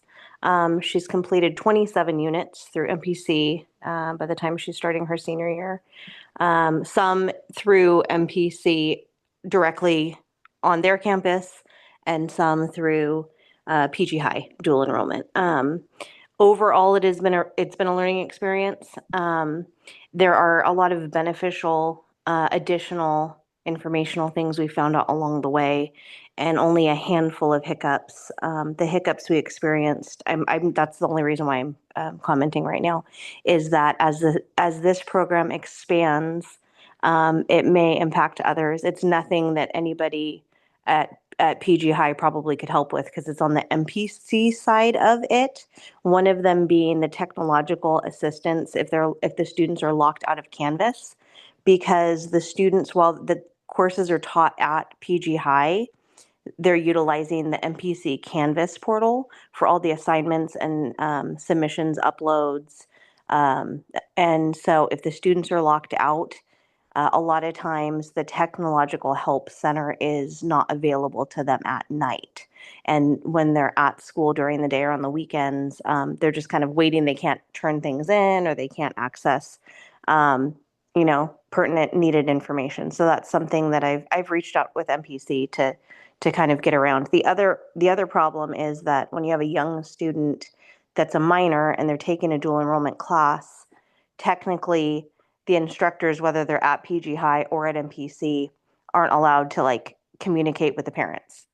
So that's hard when you have a younger student and they need help and they can't, pick up the phone during the day at school and call the help desk. Or if you email a help ticket, typically what the help desk does is they will call the student's phone number when they have time to help them. And if the student's at school and their phone's off, then they miss the call. So there's just a handful of things that I think that can be improved upon for dual enrollment students as far as assistance. There's also only one MPC counselor that's assigned to dual enrollment students. So it's somewhat time consuming and a long wait to make an appointment and be seen by them for an academic counseling appointment or educational planning. So that's just my only feedback. I don't know if other people would experience any of that.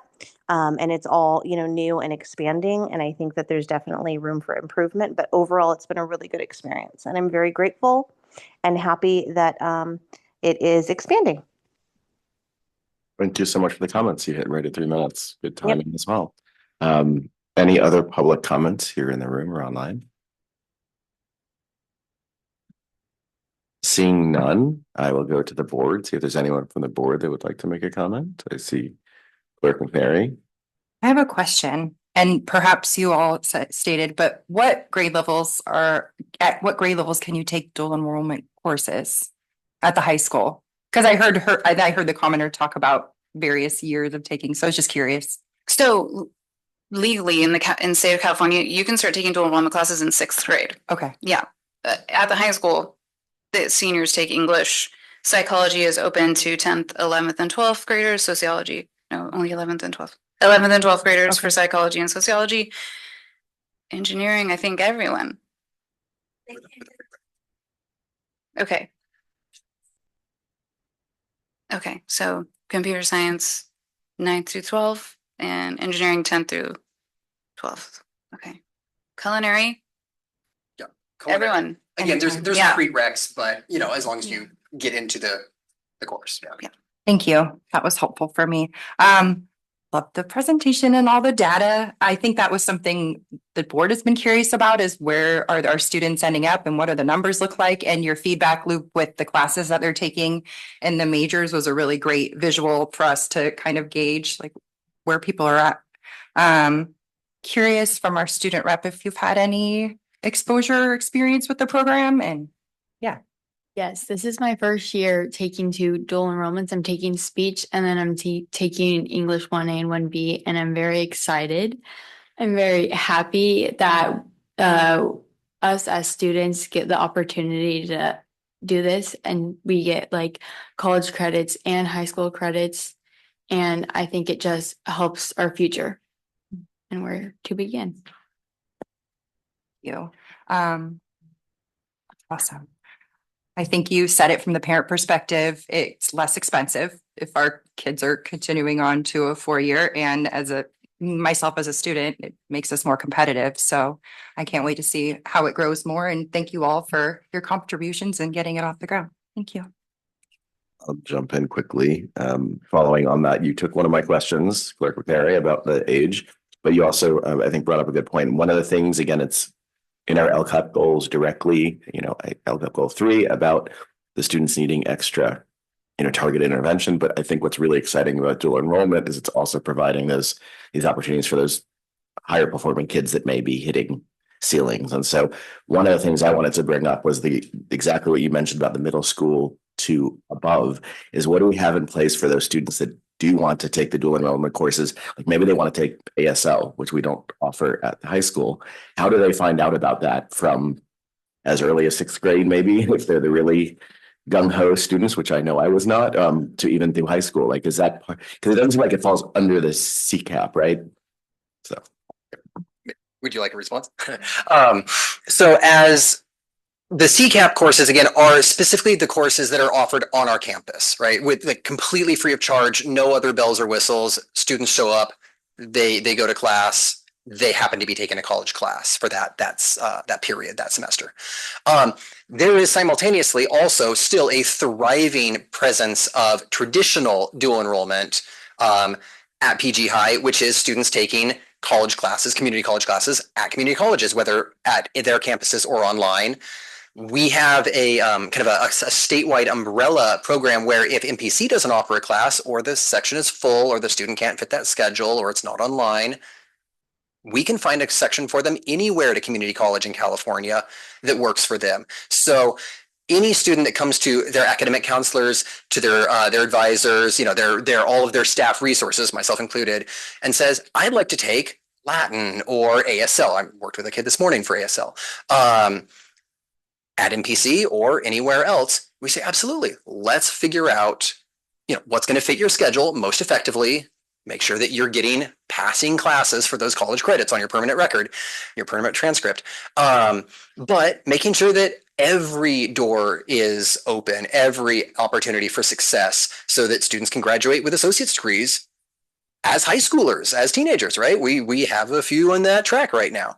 And saying to nobody that just because we don't happen to teach it now or yet or ever, that it's not an option for you. So yeah, absolutely. Traditional dual enrollment continues as it hopefully always has and always will. And CCAP is growing. Thank you. That was, and you nailed it. I'll just say it again for the people in the back, right? So it's that the college and career counselors and academic counselors, that's what the students should go to if they're interested, because that's one that there's so much information out there. It's sometimes hard to figure out where to get it. So thank you. That was my question. And you, I think, took part of my question. So did you, Jen. So a student would go to their career counselor. How is that communicated to the student? Is it through announcements? Is it through, how is the message being delivered to the students so that they know what's available beyond just, hey, go to your guidance counselor? And yes, I would say that there's, again, kind of a multi-pronged, multi-tiered level of encouragement and access, with the recognition, kind of always first and foremost, that dual enrollment is an advanced track, a college prep program. So we're not going to just say, hey, anybody in the world who wants to take badminton, put that grade on your permanent college transcript in advance as a freshman or an eighth grader or a sixth grader. We're going to say to any students who are looking for a course, but also who are feeling driven, feeling like they are looking for that next level of challenge and opportunity. So the marketing, the promotion of it is coming from College Career Center, from the academic advisors, counselors, from the dual enrollment teachers who are saying, hey, here's the thing. If you would like to, if you loved psychology this year, there's more psychology out there. You don't have to stop just because you've taken Psych 1 and Psych 3 at PG High. And then also just the students interested who come up to me and say, I want to take a class in something. I want to learn a subject. Do we offer it? Is it in a rotation that I've missed? Well, no, we actually haven't offered that previously. Let's see if we can find it for you in a dual enrollment opportunity somewhere. Cool, thanks for that. And I'm wondering too, how does this align with AP classes?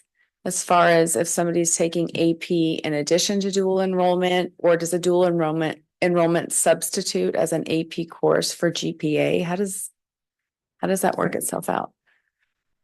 Is that a legitimate question, or am I complicating it? Most students take both dual enrollment classes and AP classes. It's a combination. Okay, to boost their GPA and absolutely. Okay. And what we've been trying in terms of scheduling and curriculum not to offer redundant courses, where it's not like you're taking this as an AP class, you're taking the same thing as a dual enrollment class, that would start to get complicated on their transcripts. Colleges would say, well, why did you take the same thing in two different flavors?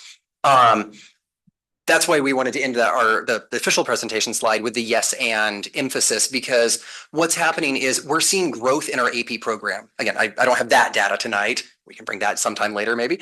But the AP program at PG High is strong and thriving. We had more students take AP classes and AP exams and pass them last year than in previous years. And so, they're getting those credits and they're getting the dual enrollment credits, again, as a yes and opportunity. We hope that they will not ever feel forced to choose between one or the other, or feel like they were held back from an opportunity just because one was offered. Yeah, I think that's kind of what I was thinking about when I was looking at it. If somebody wanted to take a dual enrollment for English, but also wanted to have an AP English to get their GPA up, to give them an edge to get in. Go for it. Yeah. I wanted to give you the computer science take on this. So I used to teach AP computer science. And then when I started the dual enrollment, they wanted me to cover everything in one semester as dual enrollment. But I felt like it was really a year-long class. And so what I did was the first semester is an AP high school class. And then the second semester, we covered the entirety of the curriculum. So I has spread it out over a full year. The first semester is high school only credit. Second semester is the dual enrollment credit. And then I always encourage the students, even if they're taking it as dual enrollment, to take the AP exam as well, because that's something that's standardized across the nation, across the world. And so we don't have to just say, well, this is an MPC grade. They're proving their competency through the AP exam. Oh, that's so cool. Very cool. Okay. And I think that's all my questions. This is awesome. And just a quick comment on that, my understanding is any student can take an AP exam after dual enrollment if they wanted, right? It's not, you don't have to take the AP course to take the AP. So exactly. They're really not separate. I mean, they can be. As AP coordinator, we have plenty of students who request exam only testing where they haven't sat through the class, at our school or anywhere for the whole year. So yeah. Very cool. Thank you so much for what you're doing and just for sharing all this. This is great. Appreciate it. I have a question about maturity. Do the counselors look at, you can have a very motivated, competition-driven student that maybe could do the work. But when I think about the difference between a college age student taking a particular psychology class, let's say, and maybe a sophomore in high school taking it, that age difference is a lot of experience that one person has as a 19-year-old versus maybe the other one as a 15-year-old. So I'm just it concerns me a little bit that there is that. I know PG High has that culture of, we're all going to college. We're all gonna, we're gonna do all these things and we're gonna get ahead. So, but I know that's also stressful. And I'm just wondering if the counselors try to bring a reality to some students. Yeah, I think we have tried to put some guardrails in place by offering English to seniors, offering sociology and psychology to juniors and seniors in our CCAP courses that we teach. I'll also say that Jenna and myself and Sally and Chef, we send home a letter, a very strongly worded letter about how dual enrollment classes are rigorous and that we're not allowed to talk to their parents and that they're on their own. So I feel like we front load a lot. We let students know. Students don't know, are not unaware that they are on their own for the college class. And that it's going to be advanced and rigorous. I mean, in English, we talked about semiotic analysis today. So they know. I feel like we're informing them very well that these are advanced classes, that these are classes where they will have less parental support than usual. The other side of that, kind of that's what the teachers are doing after, as the students have enrolled in their class and started their classes, or the letters prior to. But on the counseling end of things, no student can enroll in a dual enrollment class without their counselor's permission, without a signature, without forms being submitted on our end and MPC or whoever's in, whichever other schools. And so every single student, even if they're taking an online class at 8 p.m. on Friday nights from Orange County Community College, has to have one of their academic counselors at PG High sit down with them first and say, are you sure about this? Are you, what's your reason for choosing it? Let's look at your GPA. Let's look at your transcript. Let's make sure that you're not double dipping, that you're not skipping a prerequisite, that you have proven yourself worthy and capable of succeeding in this level of a class. Okay, sign off. Let's go. Or, you know what? Let's look at something else. Let's look at a different option. Let's look at a way that you could get the same results through a different pathway, so that we're not saying no to anybody, but we're making sure that they are prepared and responsibly informed. And they can drop a dual enrollment class if they, Yeah, just Okay. like any without a penalty or. well, they have to drop it by the drop date, just like any Okay. other college student. Mhm. So then there's if they do that, then there's no penalty. Okay. PGUX. Thank you so much for the presentation and the work. It's great. Is the curriculum decided by the teachers, or is there a little bit more, I guess, direction from the state or less direction from the state? So each dual enrollment MPC dual enrollment class has student learning outcomes, and they give that to us, and then we meet it. But Okay. we get to decide the curriculum, the teachers. Right. As long as we're meeting the student learning outcomes, yeah, then we're good to go. Okay. And then besides kind of signaling their interest in doing a dual enrollment, is there an application process for these? To take the dual enrollment class, Yeah, because I guess. okay, so is your question more like, do they have to get like a B in the previous class or something, like a prerequisite that they have to? So no, not right now. There's no like right now we don't have, you have to get, for the English, for example, you don't have to get a B in your previous English class to take the class. Okay. But the process for taking a dual enrollment class, all students have to apply to MPC and then fill out all that paperwork. And then they can take the dual enrollment class. Okay. Yeah. And I would No, go for it. I would just add that the benefit to not having just kind of an automatic knee-jerk prereq access, like if you get a B, you get dual enrollment, access or opportunity. Without that, it encourages them, or almost basically requires them, to sit down and have one-on-one human customized conversations with their advisors, with their counselors, right? So instead of just saying, oh, you automatically qualify for this, it's saying, you probably do qualify, but let's talk one-to-one about why this is right for you, this student, and maybe not the next person, or maybe three more, right? So. Yeah, I will, just to add to that, I will say that I talked to a lot with the junior English teachers to talk about the students that would be a good fit for dual enrollment in their senior year, and just to make sure that we're setting students up for success and we're not setting them up for failure. Okay, and then this is a question, I guess, about the numbers, but kind of goes beyond very nicely designed file folder thing.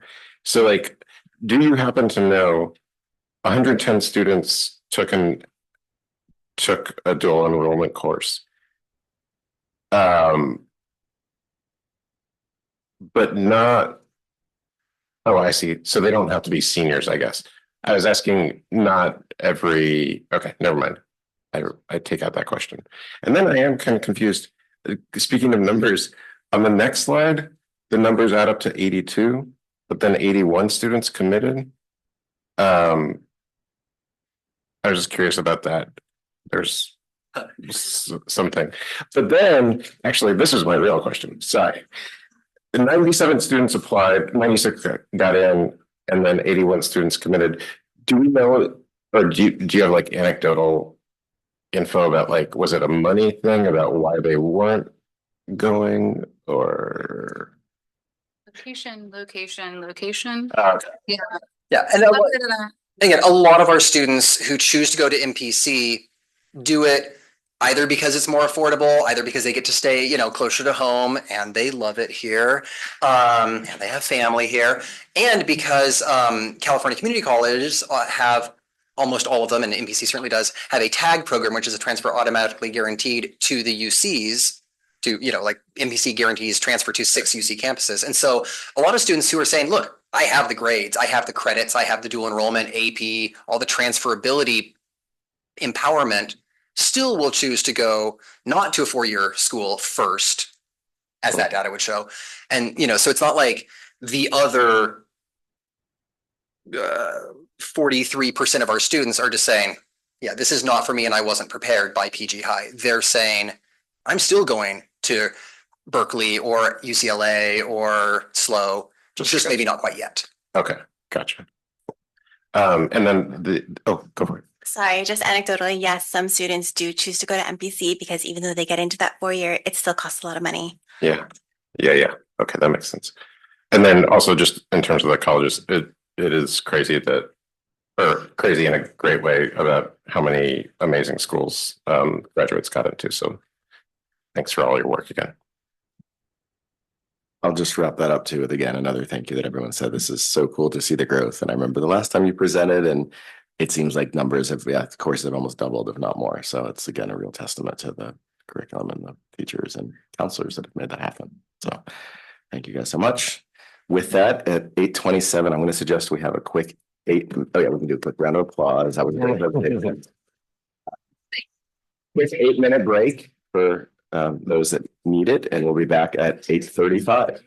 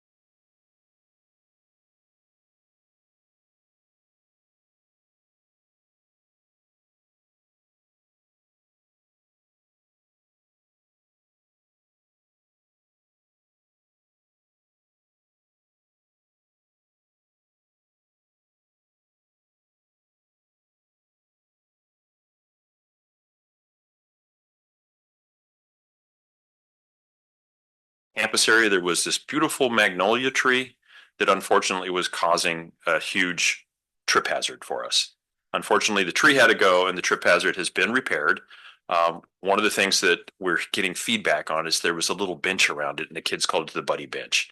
So we've already had a discussion internally, and our crew is going to make a new buddy bench. So we've got to return that for the kids. It's for we. And then another thing I'm very proud of is in building G4, we had a little termite activity.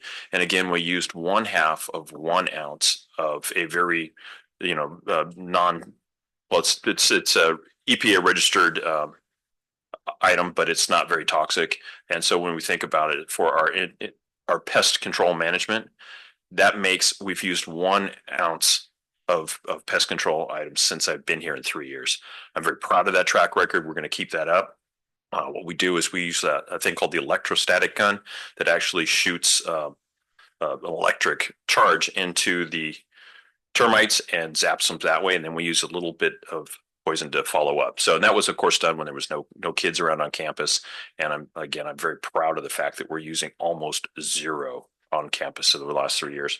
The playground is on its way. It actually is in our warehouse yard right now. And that's due to be installed beginning on the 18th. There's a representation down in the bottom right corner, and it's going to be gorgeous. I cannot wait. And again, this is a good news story because our kids last year selected this playground. So part of the bid process involved our children actually picking the playground. Okay. We internally, our crew did some deep cleaning. We relocated a lot of classrooms, a lot of movements happening over at Forest Grove. And also we did some fence repair and upgrades there and all the little benches and everything else as well. Next slide, please. Oh, and I guess I'm remiss if I don't also discuss a little bit of the things that will go on in the future at Forest Grove, things that are in the midst of doing all the projects. I was also working with our architect of record and also our construction management firm and coming up with some stuff that we're going to be submitting to DSA, which involves path of travel and making the entire play area safer. So all the asphalt play area at Forest Grove is in the works to take to DSA to increase path of travel, drainage, etc., and just a complete improvement there. Okay, now on to Robert Down. So Robert Down, one of the biggest things we've done there is we removed a modular classroom that was beyond its serviceable life. We completed the liquid applied roof like we've been putting on all the other roofs for the main building and building A. So those original structures at Robert Down are now completely weathered in with our building envelope. Huge progress there. It's one of the things that when I got here 3 years ago, I promised we would do, and we're doing it. So thank you for the bond measure to be able to make those things happen. Interior upgrades, last year we did half of the BASRP, the before and after school program. We did about half of it because we had a major plumbing issue under the floor there. This year we dug up the other half to replace the plumbing, and now we're going to be upgrading all the finishes on the inside of the other half. So, and probably right around September 1st, we'll have the entire BASRP in the basement of Robert Down completed, and it's going to be gorgeous. Also, when we were doing our deep cleaning, we discovered that room 6, the carpet in that particular room was quite compromised. And so we decided to go ahead and replace that carpeting. Unfortunately, the carpet mill did the run and it was not perfect. So they're doing the carpet run again. So we will be installing that carpet when it arrives. Couldn't quite get it done in time for summer, but we're committed to changing it at our first opportunity. Again, the custodial staff there did a great job of comprehensive cleaning. The play structure is in process now, a little bit behind schedule, unfortunately, but it'll be finished, knock on wood, by the 19th. Engineered wood chips in the existing playgrounds were refreshed, and that's for part of our safety that's required by the DSA, and also Keenan likes to see that we do that every other year, so we did that. And again, already in process at Robert Down is the asphalt area there. We did some preventative work a year ago to start to cut off that water from the field, and we found that we cut off a significant amount of it, and now with a little redesigning for both paths of travel and ADA, we're also going to incorporate some getting the water the rest of the way off that asphalt, and that design will be ready pretty soon to go to DSA, which means by next year we'll be doing that project. Very excited about that as well. Okay, Pacific Grove Middle School. We're doing some rather significant renovations to the middle school right now. We had some weather delays and some material delays on the roofing. We're probably about 2 weeks away from being completed with the roofing project, but we took care of some major wood rot. We have new gutters now. One of the exciting thing about the gutters that we did and the trimming of the wood rot is now the gutters on building A, which is attached to building B, pretty much matches the old cornice and trim work that was there, that you could see that in slide number 3 or image number 3. So it has a lot better of an aesthetic appeal. and I think it looks better on the curbside when you're driving by. Classroom number one was probably when I did a walk with our custodial staff. I said, this room's got to be painted. So we took advantage of it being empty and painted it. It looks gorgeous. These are some colors that we're trying to make. We're trying to standardize colors throughout the campuses, so you feel good about when you go from one campus to the other. It has some continuity. I think that's important for our children as it is for our staff as well. So it's kind of a pilot room, if you will. And if you see in the very first picture there, that is the bathroom that we promised to remodel. Unfortunately, we kind of opened Pandora's box there with some plumbing issues. It's put us a little bit behind. But again, we hope to have that not finished by the end of next week. Knock on wood. Again, it's very unfortunate. We've had some delays this year, but the bottom line is we're coming out with some really, really great projects, and I'm very excited about them. Of course, we have that safety fencing that was put in. Very successful project that was done on time. Very happy of that. We did some major tree trimming that I'm sure made our neighbors happy, as well as increases our safety and visibility. There's less places for people to hide, and our neighbors get a little view too. That's not why we trimmed them, but we trimmed them for safety, and it just has multiple benefits. And again, comprehensive cleaning throughout the summer. Places are looking great. Okay, next slide. Pacific Grove High School. So with the high school, we refinished the dance room floor, and the coating that we put on the dance room floor is not just a typical floor covering. This is a product that is designed specifically for dancing. So I'm sure our dance students are going to enjoy that. It's kind of that has the right amount of friction and so that the dancers don't slip. We also removed some trees and restored the outdoor benches. We have plans to refinish 2 of the tennis courts. The gym floor was planned to be retouched this year, and we did that. Again, comprehensive cleaning. And then we had some infrastructure items that we had to take care of. We did a gas survey, where I hired a company to come in with some very sophisticated pieces of equipment, and they did a full survey of the campus because it's one of our older campuses. And we found, as we had previously mentioned, 3 level 1 gas leaks. Unfortunately, when we turned all the gas off to make the repairs, the pool boilers decided to die on us. So we had an emergency success story, if you will, where we were able to locate the replacement boiler that we desired. They actually had one available down in Orange County. We had it rapid shipped to us and installed within a week. So we didn't skip a beat. We were able to have our summer programs and nice warm water. And this is a very much more energy efficient boiler. It also, one of the things I had discussed long ago when we talked about replacing the boilers, in the future, the pool boiler would be an indirect heating boiler. It heats the water through what's called a heat exchanger. So the water in the pool never actually touches the boiler. This should extend the life of the boiler tremendously. Luckily, I had talked to our finance department about putting some money aside for that because I felt it was coming. And it was very exciting to have it die and have the money there already planned. So an ounce of prevention and an ounce of planning really paid off in this one. And we were able to get that boiler. And it's a big, beautiful boiler. I'd love to take you on a field trip to see it. I almost wish it had glass on the side so people could walk by and look at it and see it run. Anyway, so the switchgear, electrical switchgear, is something we've been planning and working through with PG&E and DSA. I've had several meetings with PG&E, several meetings with our people at ABM Group. We have another field pre-con meeting in about a week, and hopefully by October, DSA and PG&E and everybody will agree to let us go ahead and go forward with the project. And that's very important to our electrical infrastructure at the high school. And almost 2 years in the works, and I can't wait to actually see the switchgear, which has arrived, go in. And then I'm going to sleep a lot better at night knowing that we're going to have good power to our facilities. Okay, next slide. The adult school. So at the adult school, we refreshed the wood chips out at the play school playground. Building F is the old nurses annex. We're going through the planning phases of relocating all the utilities and eliminating that building. It's going to require some extensive abatement before we take it down. but it's going to free up a piece of property there. And so we're going through the final DSA approval stages. The plans have been submitted, so we're just waiting for the process to run out so we can get to work. Projects in design phase. We're working with our architect of record to design and redesign the parking lot structures there. There's kind of a slope that comes out of the dance studio we want to address, and some drainage issues, as well as some path of travel.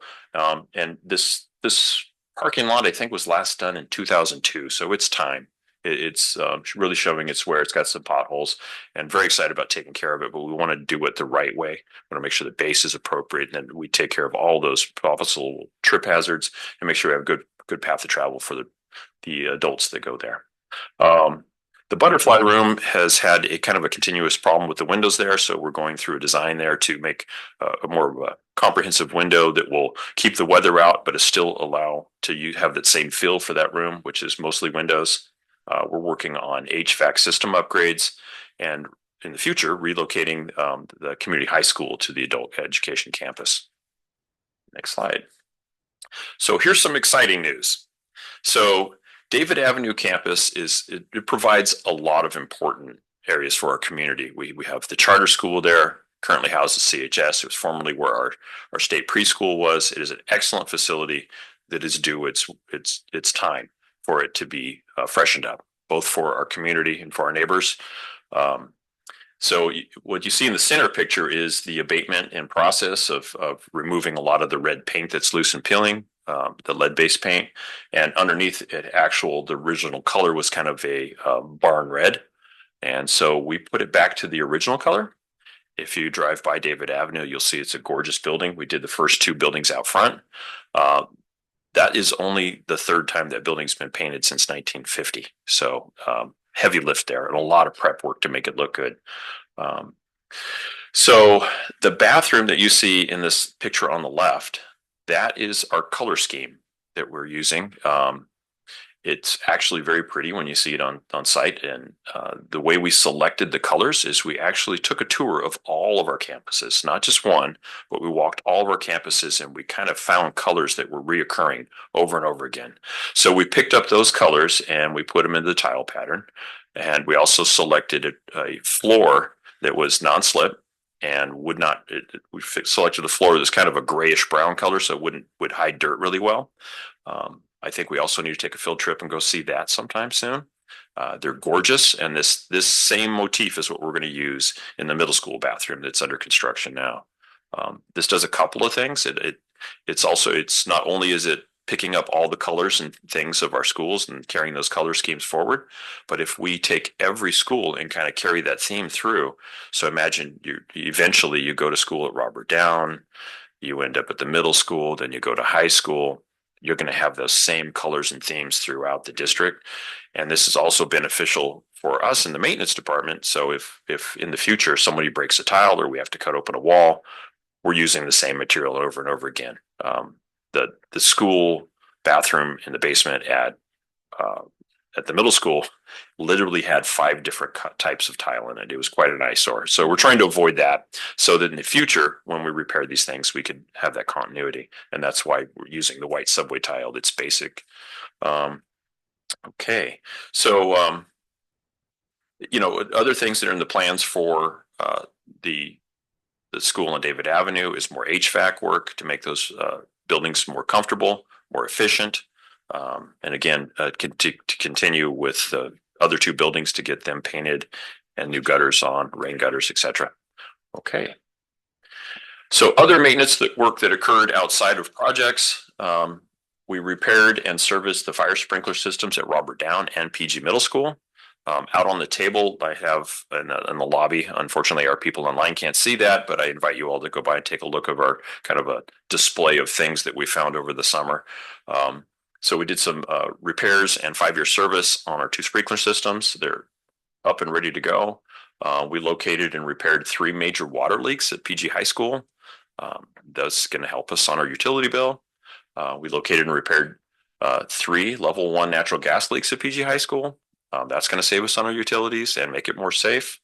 All of our buses were deep cleaned this year. So historically, we've been understaffed in our and with our bus drivers. And therefore, it's been very difficult to keep all of our buses nice and clean. And they were all washed, waxed, and detailed this summer by our bus drivers. Huge lift. They're really big and they look beautiful now. All of our buses in the district and all of our district vehicles were serviced. We got a lot of new tires, oil changes, all that stuff to make sure they're safe. Throughout all the campuses, we're replacing broken windows. We located and identified, I think, 23 windows to be replaced. Again, just trying to keep up the good looks of our campuses. We completed the new air purifier deployment in those areas that we were putting them. We refreshed all the park benches on the campuses. We replaced some termite damaged structural posts at Robert Down on the A wing. There's 3 posts there that had some termite damage we replaced. And again, as reported earlier, district-wide, we've had all the elevators serviced and load tested and ready for permitting. That was 3 years in the making. It's a huge lift. There's a real big backstory on that, but the good news is that they're ready to be permitted. Next slide, please. So here we're talking about what we did on Measure D. Again, if you look at the bottom figure there, we're talking about $2.922 million. So just under $3 million worth of work done this summer. Some of the stuff is still a little bit in process, but the good news is that every summer since I've been here, we've been chasing a lot of work and getting a ton done, and our campuses are really starting to show it. And I could not be more proud of our citizens for supplying the funds to do so, our contractors that are executing it, and our own internal team for making it all happen. Okay, final slide. So in the midst of all the summer projects, I've been walking with ABM Group, Asonio, who is our construction management firm, D&B, right? Yeah. And so anyways, I've been walking with all these folks to come up with some of our projects that are on our facilities master plan. And we identified priority 1 and 2 projects as what we're calling our quick start projects.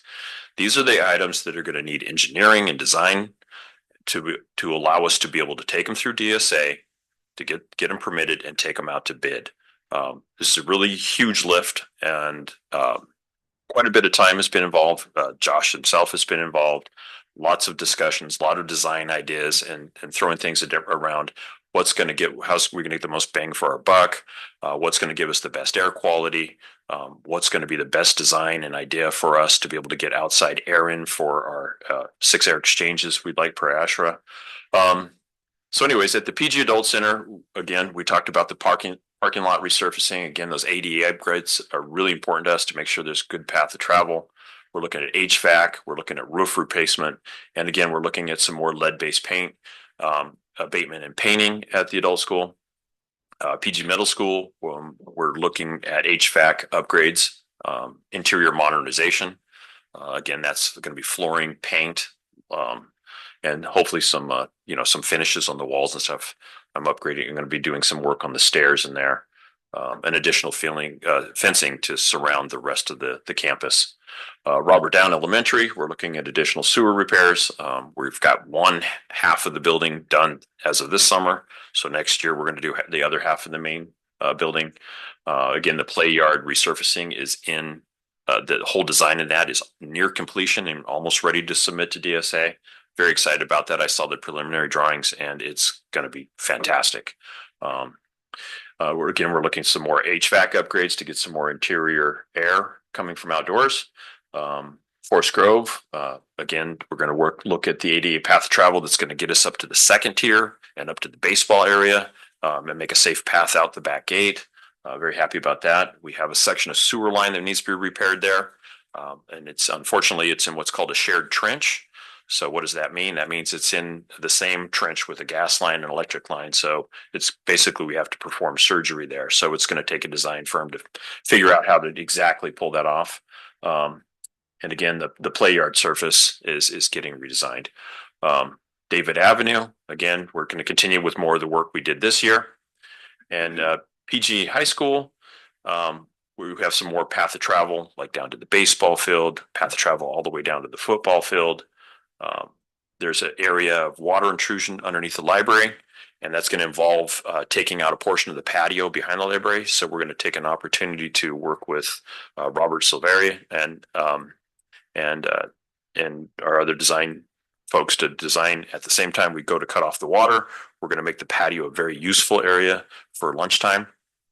And let me see what else. And then of course, we're going to do more of the roofs and gutters. And I think I'm almost out of breath. But that's it. We've done a lot, and we're planning even more, and very excited to continue with our bond measure work. And I'm available for questions.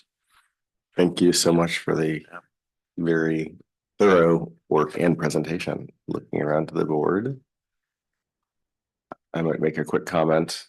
It looks like, okay. Do you mind if I go first? No, go ahead. Okay, just on the positive side is, there are at least 3 items that I've been hearing about since I think even before I was on the board. The boys' middle school bathrooms, the elevators. I think we've had a non-functional elevator for a while, and the pool boiler we know is one of these sticky wickets that it's so exciting to hear being addressed. So it's amazing that we were able to get to those 3, and I don't know what is necessarily next on my complaint list that we're hearing about from the public. And students. So it's really exciting to hear that work is getting done. Thank you. Do we have a plan to plant new trees when we take trees out? Actually, one of our middle school students got us some trees donated last year, some oaks, which we planted. I actually have been growing some oaks at my home and bringing them in. And so, yes, we're planting new trees, but we're trying to plant them in a positive way, in a way that we know they will not impact a future structure. Right. And we're trying to put more native oaks in. Right. That's a good idea. Yeah. Okay. Also, I'm not on board with moving community high school. But I want to know what is the cost benefit analysis of moving community high school over to the adult school? Have we done that? I'll let Josh step in here. So, I think in talking to the community high staff and the adult school staff, one of the advantages is providing more pathways for our students that are accessible at one campus that they don't have access to right now. That was one of the main themes in talking to our community high school staff. Potentially outgrowing the existing space, but also giving them the opportunity to utilize adjacent spaces for classes, like we're working through construction trades and some of the other pathways at the adult school that would be accessible to students. So I know I didn't answer your question related to cost benefit analysis, but that was the impetus for the discussion. Cost benefit analysis, we haven't ran that yet. We're in the preliminary schematic design phases, right, which we're going to bring to this body through the approval process, through our facilities subcommittee as well. But I think that it was important for John to highlight this as something that we're looking at for the future, because that was kind of a request that came out of community high and in the partnership with the adult school, providing more access for student pathways. Did I cover that? So we haven't done a cost benefit analysis. What we are looking at is modular, not portable design, right? So that's much cheaper than stick built design. The community high school doesn't need a lot of space, probably 2 classrooms, 960 square foot per classroom, because they have the adult school to use as well. So that was kind of the thought process on it, which we're continuing to explore. Okay, well, the thing is that I love where the community high school is right now. When we moved it there, it was such a positive thing for them. They have a lot of space there. They have, an easy access. It's not that far from the high school. There's just, in my opinion, there's a lot of positives on the site that they're at. But I would really want to see a cost benefit analysis, because we already poured money into making that wing, a feasible place for community high school. So, we did that. And now you're talking about, moving them again, and that would cost more. And I'm not sold yet on the reasons for that. And it sounds like it'll be coming back to us, so we'll have Okay. good discussion on that when it Yeah. until they first approved. But it is gonna cost, I'd like to see what's the cost of all that. And then the other thing on the adult school, are you saying that when you say the nurses annex, you're talking about what we used to call the boneyard? Yes, Okay, so that's coming down? yes. Okay.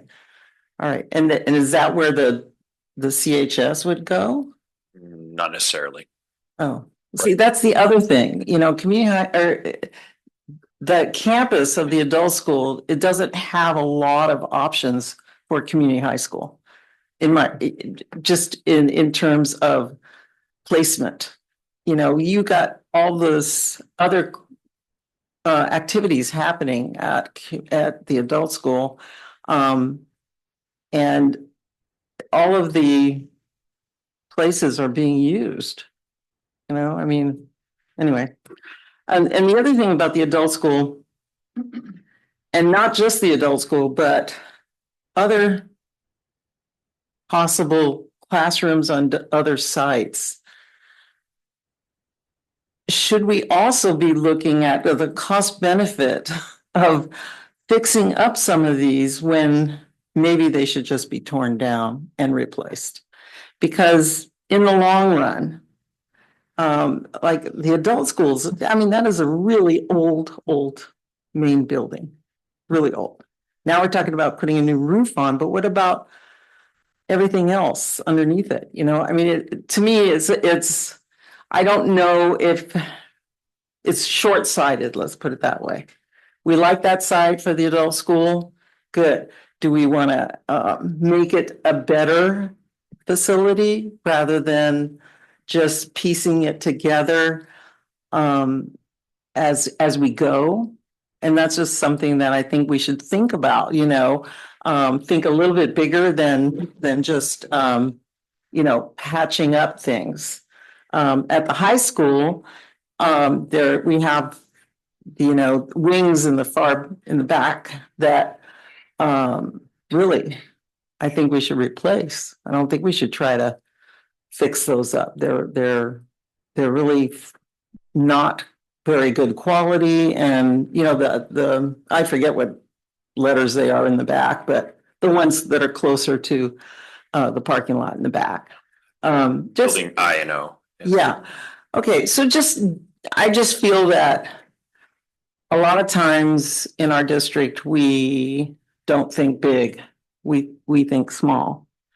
And I just would like to at least have a discussion about, can we think of it being a better building, a newer building, rather than patching up something? I make a quick comment on that. It's okay, because I agree with you completely but I think that's why we have the facilities master plan process coming forth. I mean, I think there's probably some patching that has to be done just to make it borderline habitable, but I agree. I mean, this is what FNP should be, is we should be evaluating which buildings we need to take down and replace, and can and should, to modernize and, you know, maximize the space. But I do think that I'd like to look to folks. I think that is coming, right, as part of the FMP process. Well, I'm just saying that in the facilities master plan, they're not recommending any new buildings. I thought that facilities master plan was, well, this is the beginning. I mean, again, this is the beginning of it, is my understanding, because I don't disagree with you. Like, I think this is the kind of input that we want to be giving as part of the FMP. Well, yeah, of course. This should be, maybe INO will be our new flagship buildings, you know, on the high school campus, and that's a priority we want to make. But sorry. Yeah. I mean, Assistant Superintendent Joan Young, maybe to talk a little about the committee that we'll be putting together. Yeah, so what we're talking about tonight are priority one projects. Those are projects that are immediate need, that are in the design process for this school year, this fiscal year, to execute those projects over the summer of 2026. So those are the immediate, like ADA, path of travel, fire alarm, HVAC things, right? There are certainly modernization versus new construction considerations in the FMP. For example, we have a cost estimate in the FMP to replace the adult school completely, and we have one to modernize the adult school. So they did give us those options, similar to the culinary and engineering robotics wings at the high school, I&O. Yes. Right. They gave us a couple of scenarios associated with those, but So back to what Dr. Adamson just mentioned, we're developing the facility subcommittee to take a look at all of the kind of half of the priority 2 and all of the priority 3 projects. So that means everything I just mentioned, those are priority 3, educational adequacy, and some of the priority 2 projects that will be considered by the facility subcommittee. So first and foremost, priority 1, we need to address priority 1, which will draw down, the remaining authorization of Measure D. We're going to issue Measure D, Series D this fall. And then we're going to begin to tackle some of the priority 1 projects through Measure B as we progress through the next 3 years while we have a program manager, construction manager, and an architect of record. But yeah, the forum for this discussion will be the subcommittee to make some decisions, informed decisions, and then bring those decisions as recommendations to the board before we pursue any design concepts or anything associated with architectural fees and so forth. I agree. It's our opportunity to think big, and I will be with you making sure we don't miss that opportunity.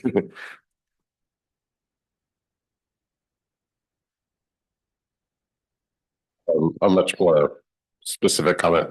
Thank you for installing the remote gate at Forest Grove. Very excited about that. And then I also just appreciate your kind of thoughtfulness around many things, but specific to tonight's presentation, kind of the aesthetics of the color scheme and kind of building unity throughout people graduating, but also like the very real money saving part of it. It's a good blend. So appreciate that. Thanks. Thank you for the presentation. Thanks. I kind of similar to what Beth said, but I noticed most of the projects are like actual construction projects that we're doing, roofs, gutters, and then there's like designing a campus relocation. So that did stand out to me as something I would like to know more about. And I think personally, I appreciate that we are going to have a facilities subcommittee, but what I want is for the board to feel informed throughout the process. So we can know like what's being proposed to the facilities subcommittee, if campuses are being moved, so that we're not coming in on maybe the tail end of a process and we can feel like we've been fully informed. Bathrooms at the middle school. Thank you. And it's a really rough time to have a bathroom situation, as I've heard from both of my students. About the new safety fencing at the middle school, I was glad to see that. Does the new gate lock? Yes, we're having to order some parts. It literally got finished the day before school started. And so we're having to order some parts to make the physical locks on them. But they are lockable now, but we need to get them key to like. So. Got it. Yeah. Thank you. And really glad to see all the work being done on ADA paths of travel and accessibility for our campuses, because that's another one of the things that we've talked about for years is making our campuses actually walkable. And so I'm glad to see we're moving that way. I think it's also notable to say that each year Keenan, our insurance, comes out and does an inspection, and a lot of these things that I'm tackling are also on those Keenan. I'll call it the Keenan report.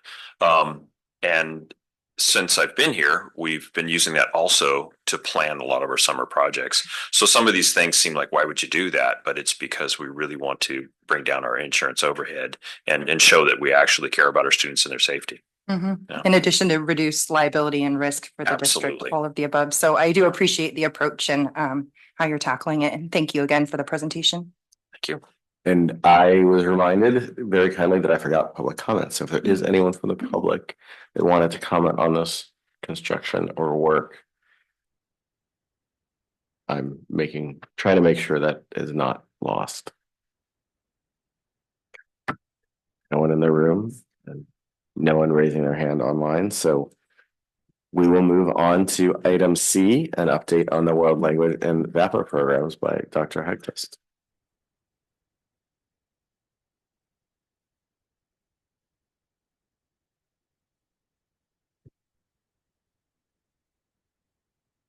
Check, check.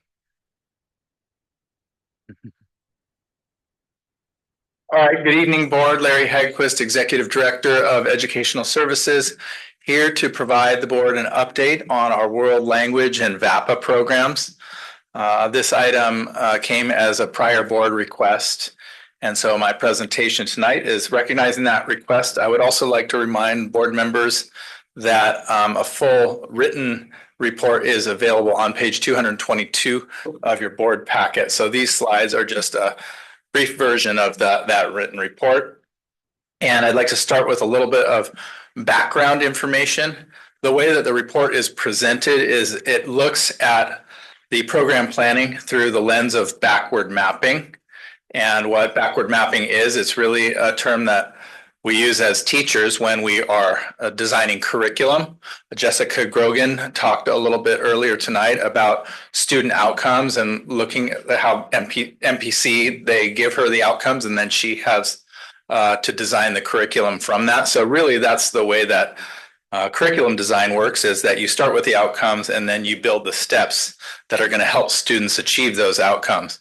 Well, the same goes for thinking about our program. We want our students to have all the steps in place so they can be successful at the highest level. So the way that this report is presented is it starts with the high school and then it back maps through the middle school and the elementary program. So you can see how there is alignment of these curriculums and how we build progressive skill development. And we offer students exposure to early exploration of the arts through VAPA and world languages.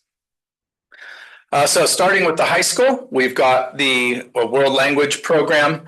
We have 2 languages at the high school, Spanish and French, and we have all levels of those programs, Spanish and French 1 through 4, as well as AP. You will also see that we, for our VAPA offerings, quite robust offerings. I think that's the theme of the day. You heard about that in the dual enrollment presentation, that we have robust AP offerings as well as dual enrollment offerings. Look at the visual and performing arts offerings that we can offer in our district with 1,700 or so students. We have 2D and 3D art, all 3 levels, beginner, intermediate, and advanced, and AP. Photography, we have photography 1, 2, and AP photography offered at the high school. Some of the music offerings include jazz band, concert, marching band, orchestra, guitar, and you heard earlier tonight about the culinary arts program that also has dual enrollment options, and you see that in the additional notes here on this slide. Finally, we have drama and play production offered at the high school. We do have musical inquire offered as clubs, after school clubs. And just for that backward mapping effect, I included the graduation requirements of the high school for world language and VAPA, as well as the UC CSU requirements, the A through G requirements related to world language and VAPA. Moving down to the middle school, you can see how these programs merge. At the middle school, we have an interesting, we call it the wheel, the elective wheel, and that starts in 6th grade, where you have 4 electives.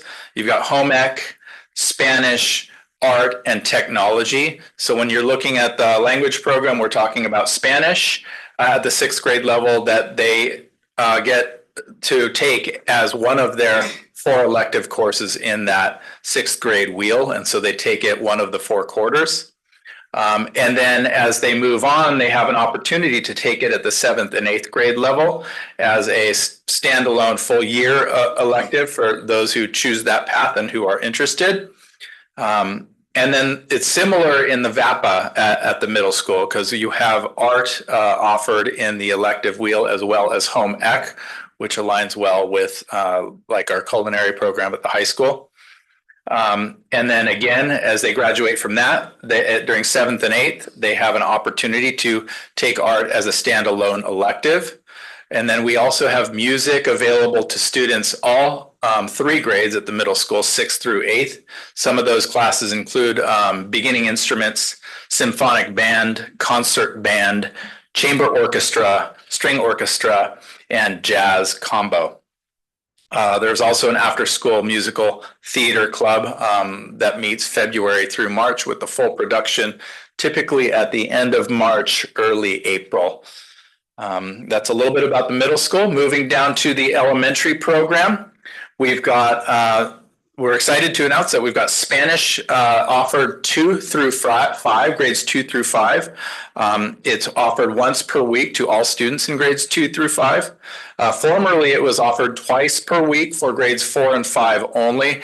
And this kind of created an issue with timing available for core class presentation. We learned a lot about this when we were trying to implement our EL education curriculum, that they came to us and they said, well, what is your English language arts block look like? And the teachers were really struggling to have core time because we had a lot of time in what was called the specials, so students being pulled for specials. And so our principals were able to collaborate on building the schedule, and this is something that we're excited about offering is Spanish grades 2 through 5. We have general music offered TK through 5, and then in a similar vein to kind of creating time in the schedule, we are looking forward to offering instrumental music down to grade 3 as well. So we'll have instrumental music 3, 4, and 5 pending a new hire that's going to be able to teach those positions. Finally, we have visual arts available in TK through 5. We have a curriculum called Art in Action, where the classroom teachers are given lesson plans, prepackaged lesson plans that are not just the lesson plans, but also the materials that are associated with those art lessons. And so our multiple subject credential teachers are able to implement that Art in Action curriculum in their classes. And lastly, a summary slide. I always like to address the why, the how, and the what. And so why do we have these programs? I think that's pretty simple. We want to maintain a robust enrichment program in our district. We believe in student-centered learning, whole child instruction. We believe that students excelling or being prosperous, even in their core classes, involves, learning with their whole brain, right? So music and world language and exposure to things and practice with those types of skills is going to help develop their whole brain, and it's going to help them overall. It's supported by neuroscience, and it's something that we strongly believe in. The how do we build this? Well, we like to look at presentations like this. We like to look at the way our program aligns and coordinates and helps to scaffold the learning through the different levels. And while also this offering students an opportunity to try new things, always having an opportunity to try something new. And so having robust offerings facilitates that. And finally, the what is the outcome? Well, the outcome is a well-developed program that challenges students with engaging and rigorous coursework and prepares them for college, career, and life. And that's my presentation on music and VAPA and Pacific Grove Unified. Welcome any questions. Thank you so much. I'll look to the public first, see if there's anyone online and anyone in the room that would like to make a comment about Dr. Heckler's presentation.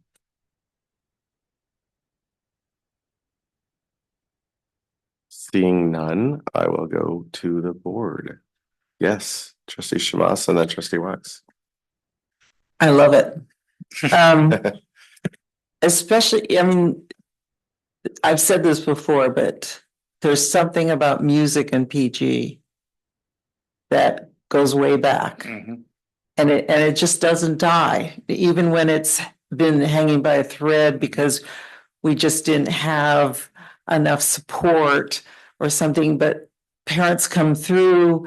And so there's something there that's cultural to this district. So by expanding it, I think we're embracing it and making it really a core component of our education, and not to slight art, because I was art, I love art.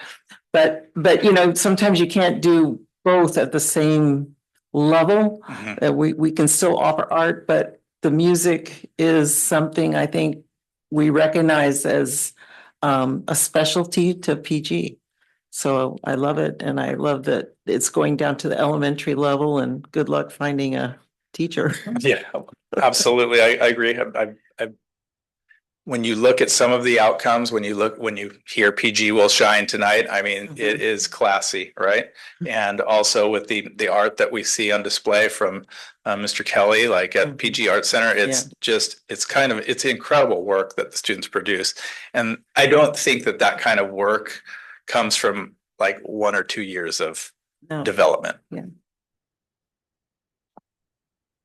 Trustee Wax?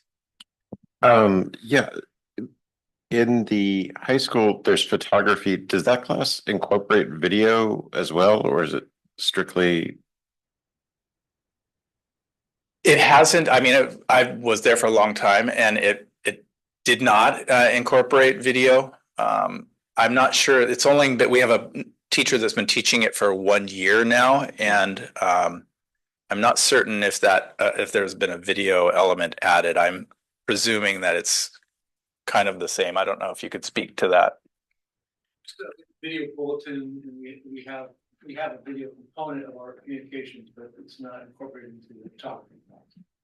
Just repeat video bulletin. Yeah, so Principal O'Meara just mentioned that we have a video bulletin, but it's not incorporated into the photography class. And the video bulletin is like a class credit, or? Sorry.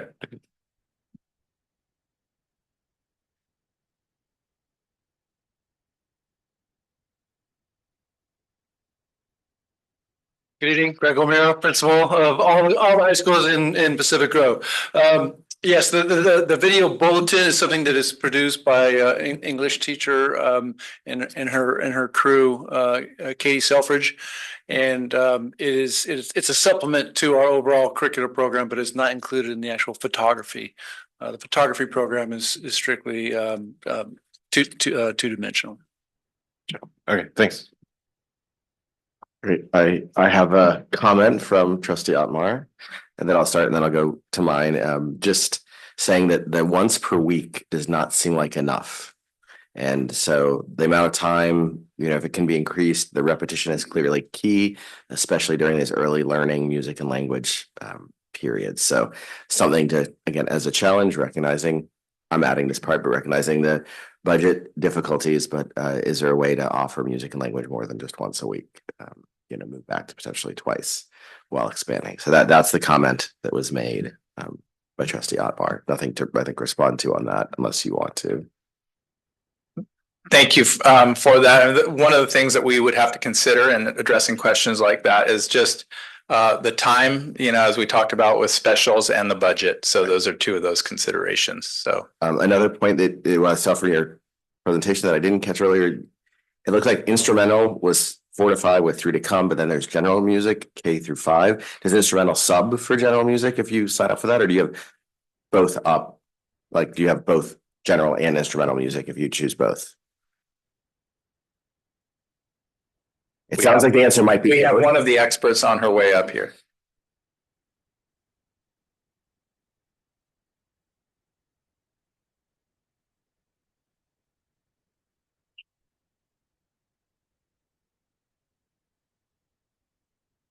Good evening, Emily Ty Brownfield, principal at Robert Down.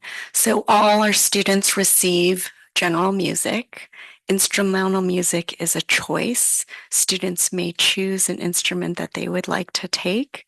And so it would be a different time of a different day. In fact, our music teacher and our instrumental music teacher, they share a classroom. And so the days that the general music teacher is there, they are teaching every single class, TK through 5th, during the days that individual is there. And then for instrumental music, the students would opt in, and it would be a portion of their regular instructional day that they would be pulled out from. That's perfect. Because one of the reasons I bring that up is that is basically twice a week then for those that choose. So that is an option. But then at the same time, if there is this programming issue, I could see a situation if there's a kid really interested in instrumental, maybe they would have the opportunity to opt out of general. Again, not currently, but long-term planning for scheduling, if that is the ultimate factor. Thank you.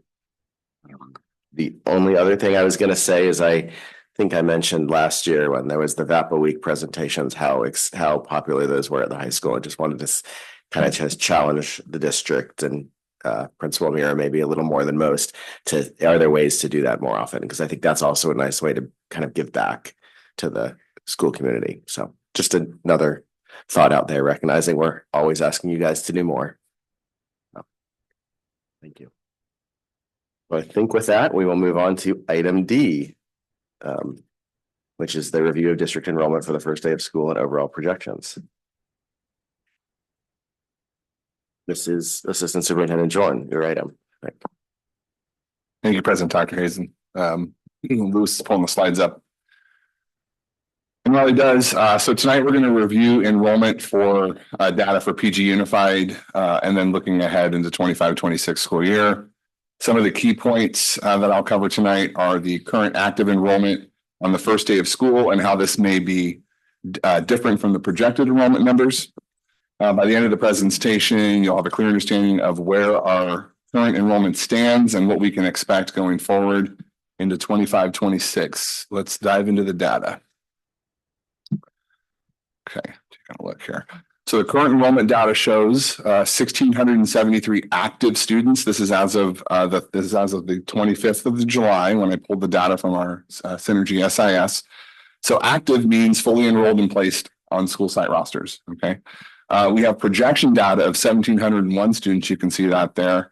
And what that means is this includes students who have not been fully enrolled due to factors such as completion of all associated paperwork and parent view. Those parents in the room understand that does take some time to get all of the paperwork, and especially for our new students.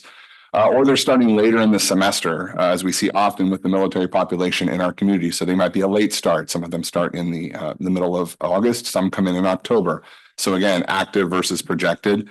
We are projected at 1,701 students this year. Let's see here. Sorry, notes here. So it's routine for our class sizes and our enrollment to remain in flux right up to the first day of school. This is because families are still finalizing their plans. Some students who pre-registered may have moved out of our district over the summer. Some of those families may have decided to enroll elsewhere. There are other private school offerings nearby. Again, we look at pre-registered numbers and then actual active enrollment on day of. So those shifts can impact many things such as class size, class placement decisions, and these are kind of a normal part of what we go through in our school district. That is why when we make projections in January and we look at enrollment and staffing and class size ratios in the spring, we don't finalize that data. We don't finalize intra or inter-district transfers until right before school starts because of what I'm showing you here right now. As you can see, the average elementary class size across our two elementary campuses is 21.9 students. Forest Grove Elementary has 320 total students across 15 classes, which includes this year a UPK class. That's UPK through 5th grade. Robert Down, you can see 427 students. That is 19 classes from TK through 5th. Pacific Grove Middle School, we have 417 students enrolled, grades 6 through 8th. Pacific Grove High School, 530 students enrolled, grades 9 through 12. And then at Community High School, we have 7 students enrolled, 10th through 12th grade, but I will tell you that it looks like we may have some additional students moving forward. So I'll keep you updated on that. Next slide, Lewis. So this slide does provide a detailed breakdown of our enrollment numbers for the district's 2 primary and 2 secondary schools. For the elementary schools, you can see the enrollment numbers for Forest Grove and Robert Down, including the number of students in UPK, TK, K through 3rd and 4th through 5th, as well as the average class sizes on this slide that I showed you on the previous slide. The secondary school enrollments broke down by grade level for the middle school and the high school, showing the number of students in each grade. And by high school, I mean both high schools are combined there, you can see. So please note that the fiscal impact associated with enrollment really there's no real significant fiscal impact for the district as it relates to declining enrollment or ADA, and that's simply because predominantly most of our revenue realized is through property tax revenue. And then before I finish, the key takeaways from the slide that you'll see here tonight is that the district is on target with its 25-26 enrollment projections. I did bring this to the board January 9th of 2025. At that time, enrollment was projected at 1,701 students. And we are on target with 1,701 students enrolled. Again, active versus enrolled. We anticipate all 1,701 students will be active. And this does, when I did the projection modeling, follow our roll forward or carry forward cohort model, meaning that we're just tracking the students through the cohort with the anticipation of some drop off percentages, depending on, like I've mentioned before, grades 5 to 6 or grades 8 to 9. This year, we did not see much drop off, if at all. Some of the changes related to enrollment in our classrooms at our elementary school. Similarly, last summer we went through, we had 8 to 9 students kind of drop off enrollment, and this year we're in the neighborhood of around 6 or 7 between the two elementary schools. So projections versus active. And that is the last slide I have. I'll open it up for questions. Okay, I thank you so much for the presentation. I want to go first to the public, see if there's anyone online or in the room. I know we had one person from earlier, Shelley, I think it was. If you're still online, now would be the perfect time for you to join in. So I'll give it a bit of time, recognizing.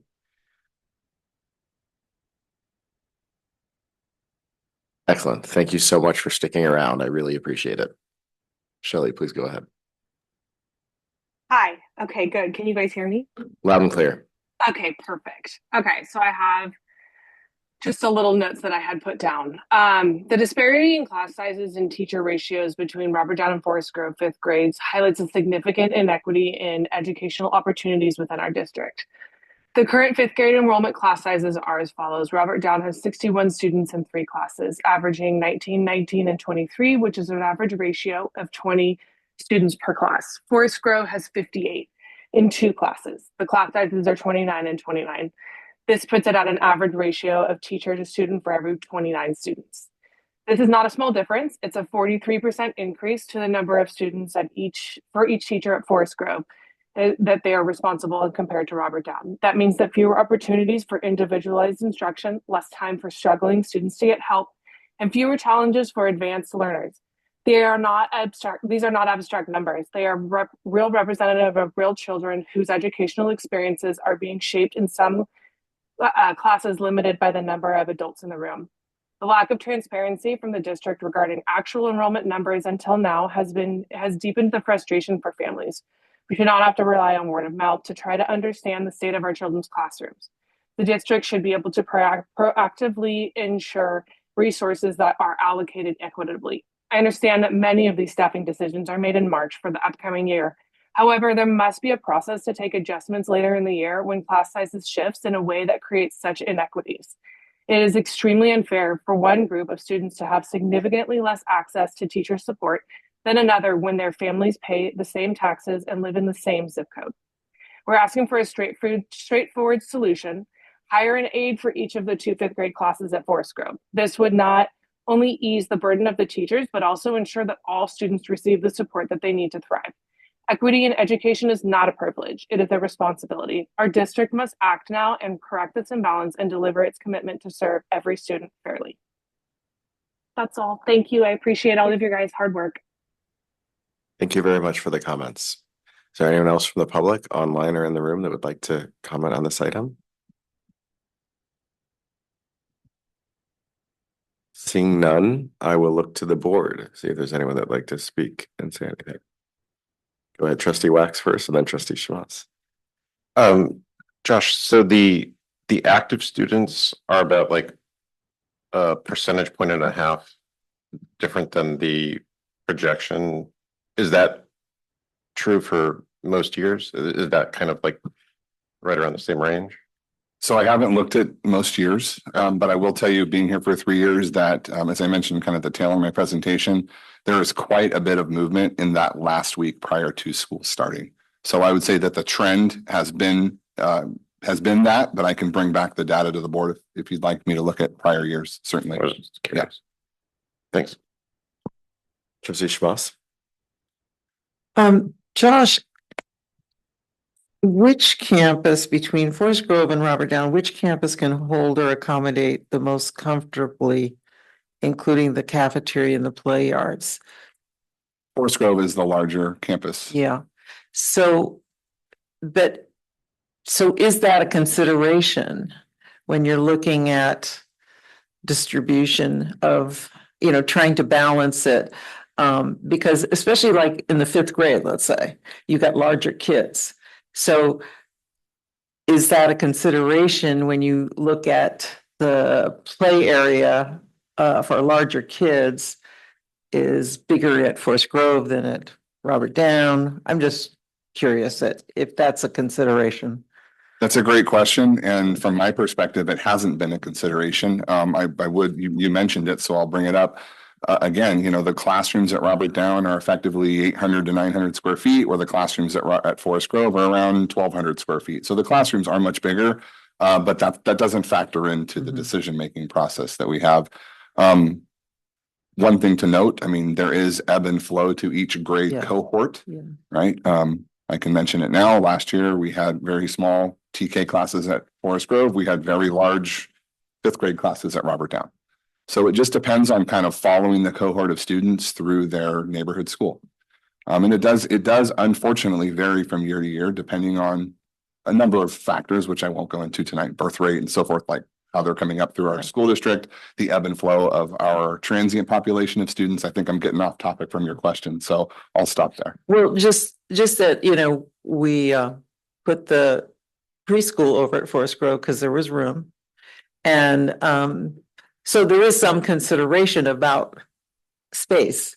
So I'm just throwing it out there that, Forest Grove does have additional space for play yards. And maybe even the cafeteria area is bigger than Robert Downs. But just those are some things, versus just maybe as an additional consideration when there's a crowdedness in certain grade levels. I had a kind of quick follow-up to that. Thank you for the comments as well. I was thinking similar.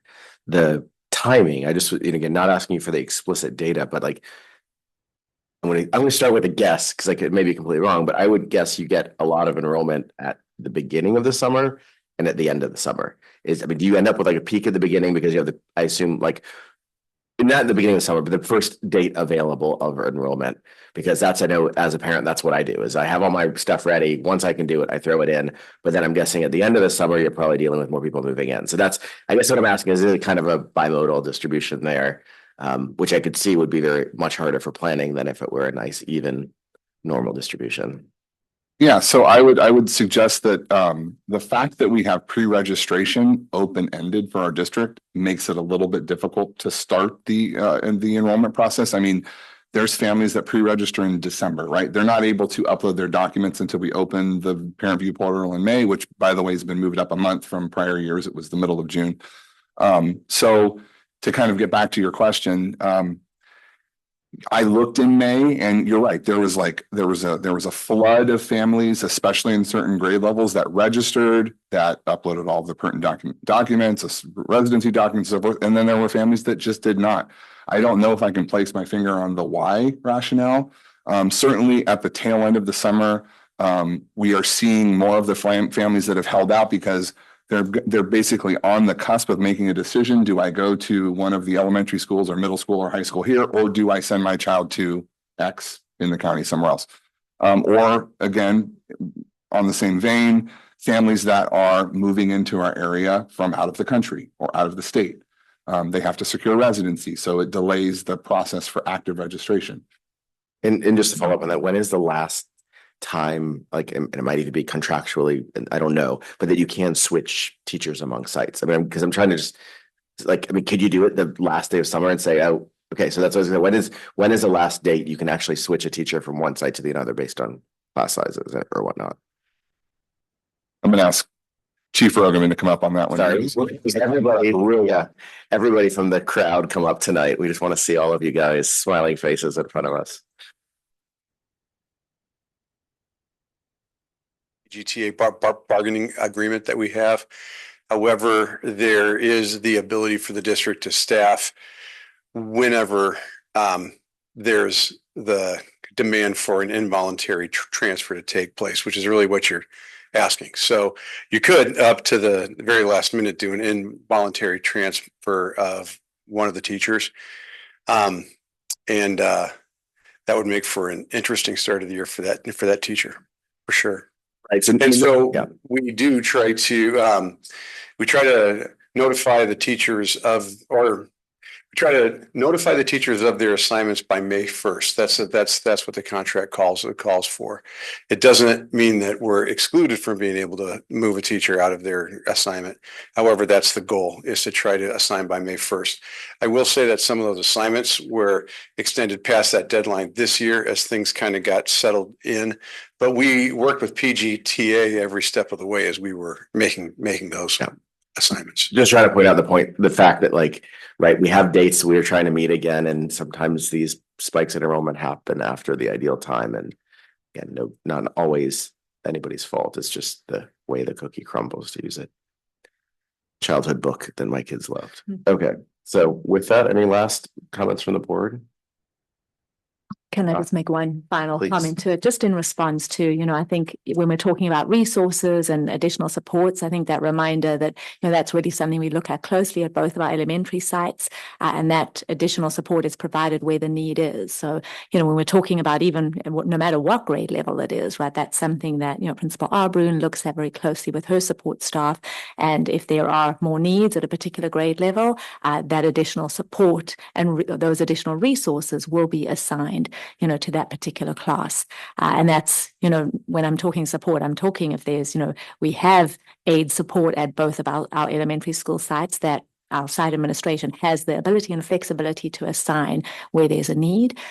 We also, this year, we have hired an additional special education itinerant teacher who it looks like is actually going to be able to be, as of today, full-time at Forest Grove, in addition to a, behavior specialist that we've hired this year as well, to, help support there. So I just make that point, as a reminder that that's something we're looking at constantly. We're talking about, how we're distributing our resources to ensure that where the need is, that's where we direct those resources. And so, fifth grade is no different to any other grade level at each. I think we had an unusual circumstance over the summer where we had, 4 open spaces at Forest Grove.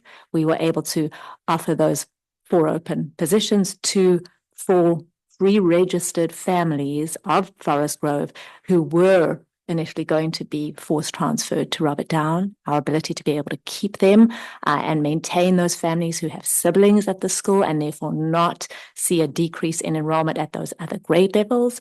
What we're trying to do long-term here is also avoid a situation next year where we're maybe having to go ahead and reduce another class. Every time we make that decision to move a family to another school, that's something, it's an impact. It's a wider impact, not just specific to that grade level. So again, just unusual circumstances. We're glad we're able to accommodate that, but when we're talking resources and support, that is something we're actively working on and always consider. Trustee Wax. Sorry, one other question. Josh, are there classrooms not being used on the campuses? Where I guess I'm going is we've talked about declining enrollment. And so if somehow we got back up to the peak of the numbers, is that because the David Avenue campus is no longer being used by PGUSD, or are there available classrooms on our current campuses that we could open up? So there's certainly available rooms if we were going to expand the number of classrooms at a particular site. Those rooms are also being used for the specials, as Larry mentioned earlier, right? So music, Flex Lab, CTE, there's other components associated, but so to answer your question, yes.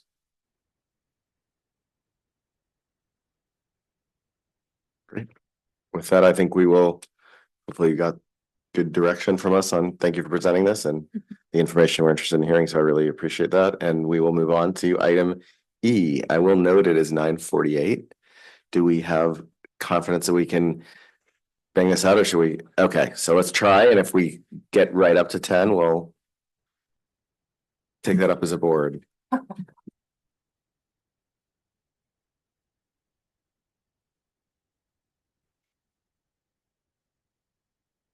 All right, the last information item we bring forward every year, and this is covering PG property tax revenue actuals from 24-25, and then the projections that we have built in, of course, to our adopted budget. The takeaway from tonight is that, what was that? Slide's not showing everything.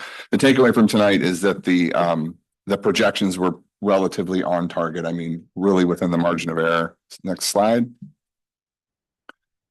This slide shows the historical trend of property tax revenue in our district over the past few decades. From 91 to 2009, we saw consistent growth in property tax revenue, averaging just over 5.8%, 5.85 to be exact.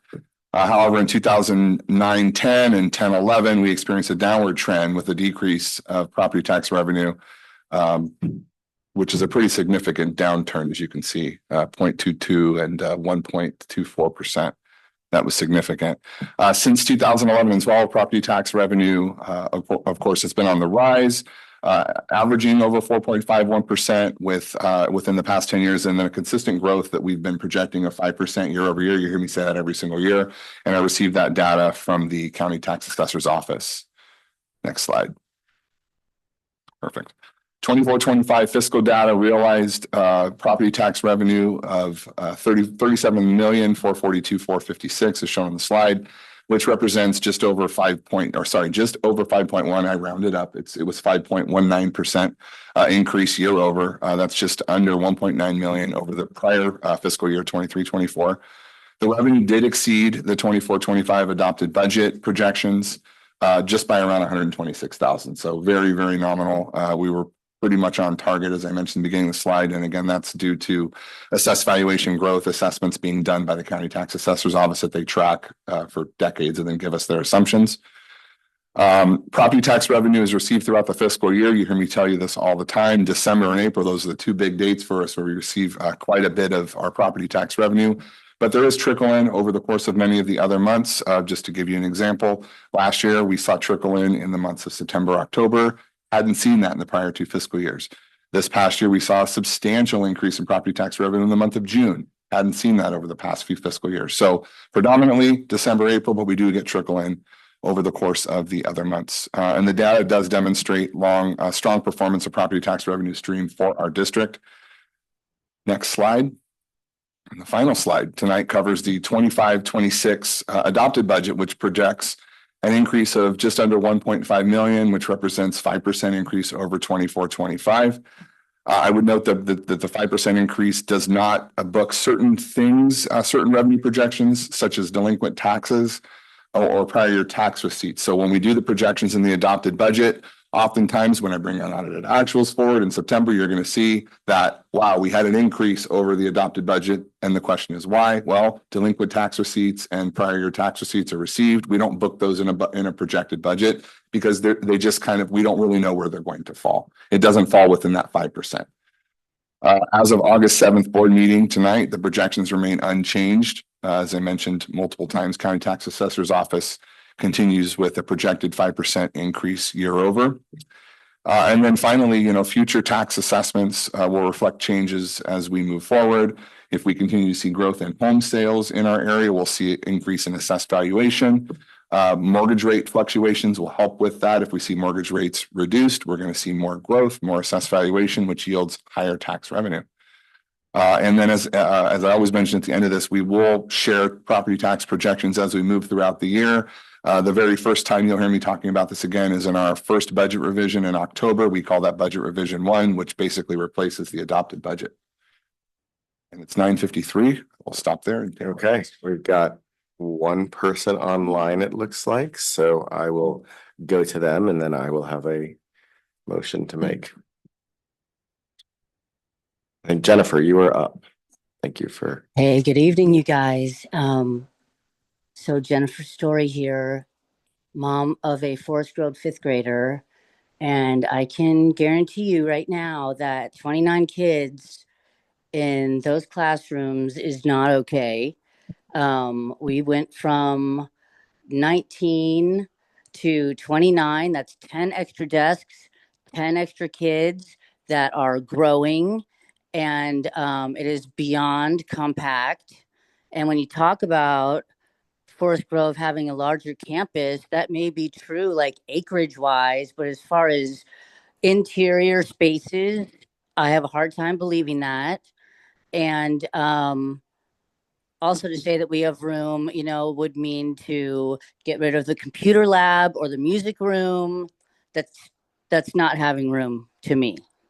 So I just wanted to say that, and really this 29 per class, we can't add any more people because there were 4 new students enrolled over the summer who were brand new to Forest Grove. And we were told that we were going to be left alone after the no combo 2 class thing. And then we got 4 new students, which we were under the impression would go straight to Robert Down from here out. Thank you. Thank you for the comments. Just a reminder, we closed that agenda item previously, so we're not going to come back to that, but thank you for the comments.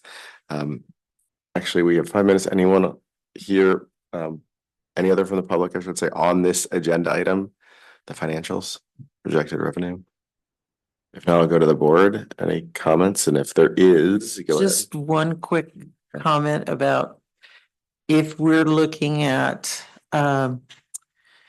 putting a certain percentage number to our reserves,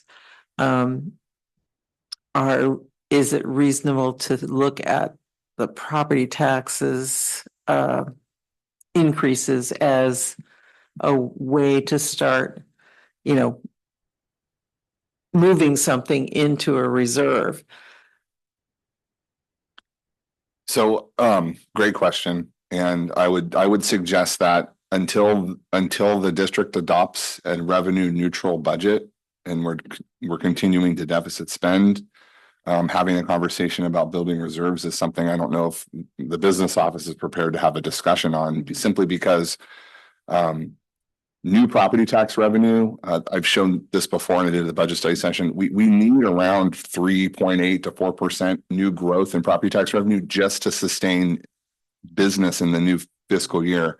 Step and column, all of the increased costs, right? So we really need to see a revenue neutral budget. And this year we have around a $1.3 million deficit again that we're looking at. But absolutely, that would be what we would be looking at moving forward. Okay. So we would need a surplus year. Yeah. But if we had a plan in place, because sometimes we don't know if we're going to get a surplus year. But if you have already made a decision that if we do come across a surplus year, that's where the money goes, you know, then you're not thinking of other ways to spend it. Let's put it that way. Yep, that's a great, again, when we come back to that as a policy update, something to address. Any other board comments? If not, we have one last quick item, and I am refusing to put up a extension to our time. So we have the future agenda items. I don't think there's anything new unless someone wants to introduce.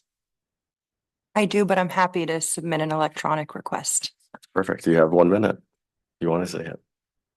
No, I don't. Good. Okay.